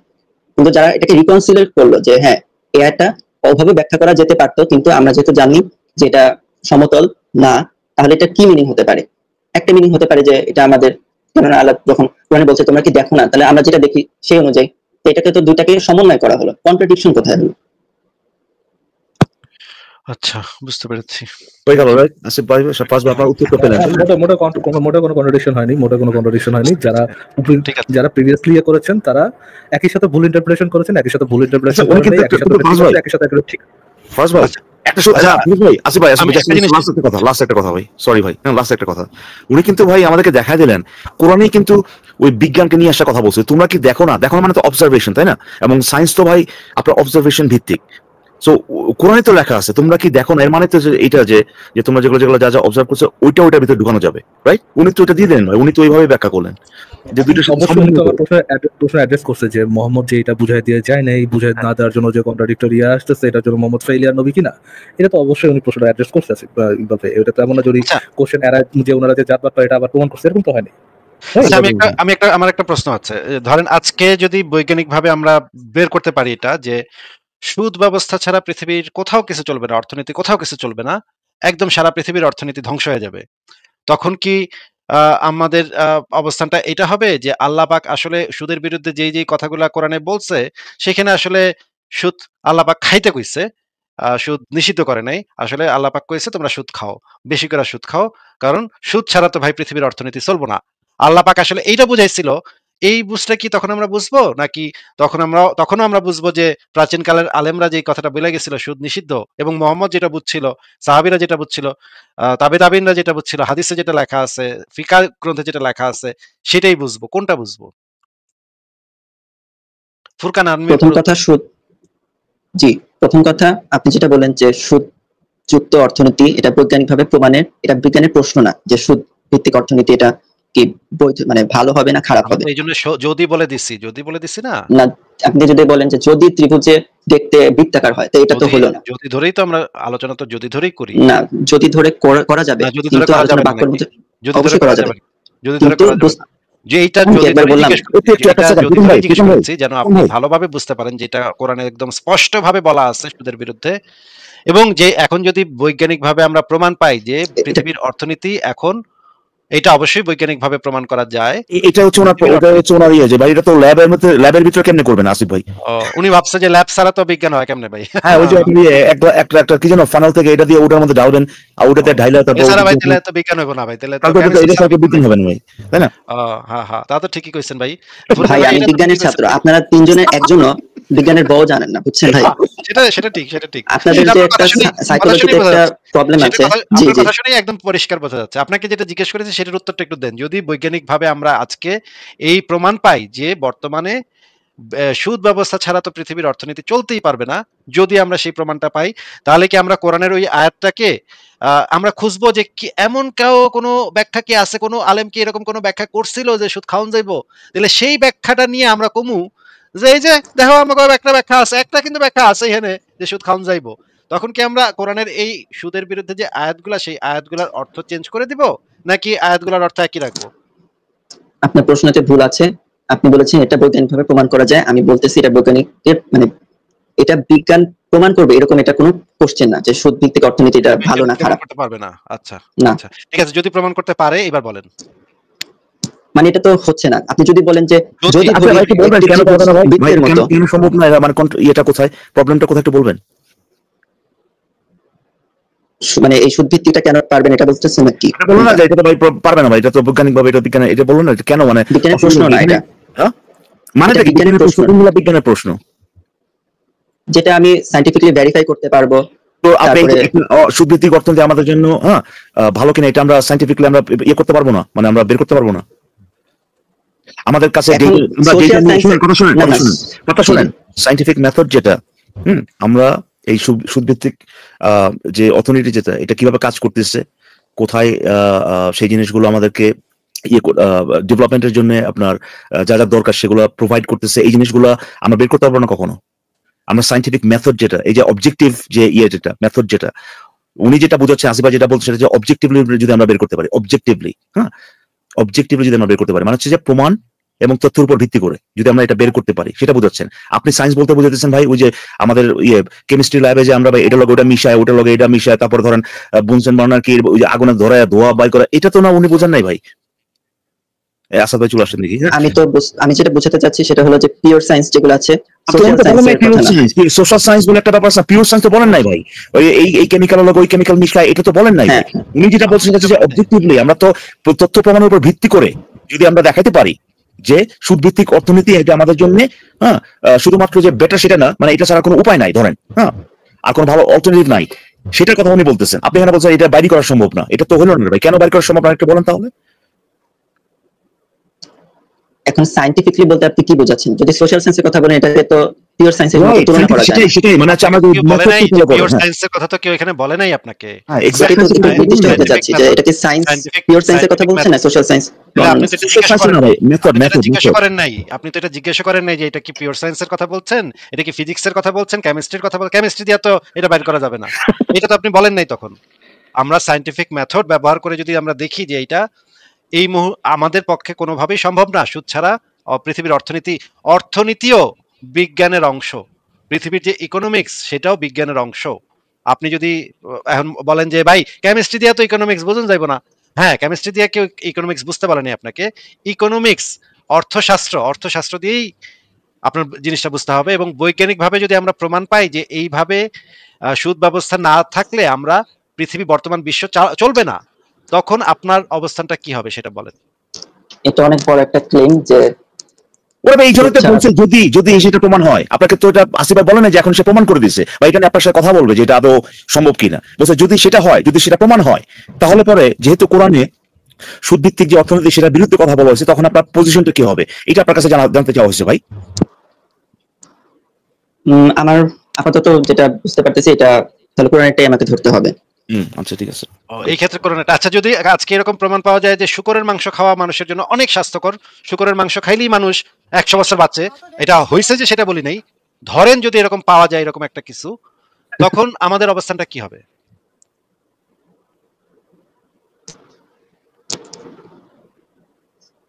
আর বলেন তখন আপনার অবস্থানটা কি হবে, যে কোরআনে কি শুকর খাইতে বলছে নাকি বলে নাই? কোরআনে শুকর খেতে নিষেধ করেছে, তাহলে আমার অবস্থা হবে যে না শুকর খাবো না। এটা তো একজন ইন্টারপ্রেট করতে পারে এইভাবে, কোন একজন চিপাচাপার আলেম রে মনে করেন পাওয়া গেল, সে কইছে যে এখানে আসলে শুকর খাইতে কইছে, তবে রান্না করে খাইতে কইছে, আল্লাহ আসলে বুঝাইছে তোমরা ভালো করে কষায়া তারপর খাও, এটা বুঝাইছে। না এরকম হয় নাই ভাই। না এরকম যদি একজন আলেম থাকে, সে কইছে, সে তার তাফসিরে লিখছে শুকরের মাংস খায় না বলতে আল্লাহ পাক বুঝিয়েছে ভালো করে মরিচ দিয়া কষায়া, অনেকক্ষণ কষায়া তারপর খাও, এটা বুঝাইছে আল্লাহ পাক। তখন কি আমরা ওই ইন্টারপ্রিটেশনটা নিব? ওইটা সময় আসুক, তারপরে দেখা যাবে কি করি না করি। এইজন্যই তো বলেছি যে ধরেন, এইজন্যই তো ধরেন বলেছি, এইজন্যই তো ধরেন বলেছি। এই যদি কিন্তু কেন দিয়ে প্রশ্ন করলে অনেক কিছু প্রশ্ন করা যায়, যদি ধরেন কেন। আচ্ছা, আমাদের সাথে আসাদ ভাই আসছে। আসাদ ভাই আপনাকে স্বাগত। আসিফ ভাই আমি একটা জিনিস দেখা, উনি যে একটু আগে যে ইয়েটা দিছিল না, যে লিংকটা দিছিল না, ওই লিঙ্কটা আমিও দেখলাম। তো ওই লিঙ্কটার মধ্যে লেখা আছে, যদি আমি একটু বাংলাটা দেখলাম আর কি, চ্যাটজিপিটিতে বাংলা করলাম, তো এখানে উনি লিখে, মানে ওইখানে বলা আছে যখন কোনো বিশেষজ্ঞ যেমন চিকিৎসক, কারিগর, বিজ্ঞানী ইত্যাদি কোনো ত্রুটি বা গুণের ব্যাপারে সাক্ষ্য দেয়, তখন তার সাক্ষ্যের জন্য আদালত ধর্মীয় নিরপেক্ষ ব্র্যাকেটে ধর্মীয়ভাবে নিরপেক্ষ ও ধার্মিক শর্ত নয়, অর্থাৎ সাক্ষী হিসাবে ওই ব্যক্তির ধর্মীয় যোগ্যতা দেখা দরকার নেই, বরং তার দক্ষতা ও পেশাযোগ্য যোগ্যতাই হচ্ছে যথেষ্ট। তার মানে যদি একজন সায়েন্টিস্ট কোনো বিষয়ে একটা দেয়, কোনো এক বিষয়ে কোনো একটা ইন্টারপ্রিটেশন দেয়, সে ধার্মিক কি ধার্মিক এটা দেখা দরকার নেই, সে যে ব্যাপারে এক্সপার্ট, এইটাই করলে এইটাই দেখলে এটার জন্য যথেষ্ট। তো এখন সায়েন্টিস্টরা যদি এটার ব্যাপারে মত দেয়, সে যেভাবে কোরআনের আপনার পৃথিবীর শেপটা কেমন সেটা নিচ্ছে, আবার ঠিক তেমনি অন্যদিকে যেটাতে তার মনের ফিলিংস এর সাথে মিলতেছে না, সেটা আবার সে ঠিক নিবে না, ওদিক থেকে আবার নিবে না। তো ভাই জাত বাটপার কত লেভেলের জাত বাটপার হয় এই জিনিসটা তো ভাই মানে আমাদের কাছে মূলত খুব ক্লিয়ার আছে। আচ্ছা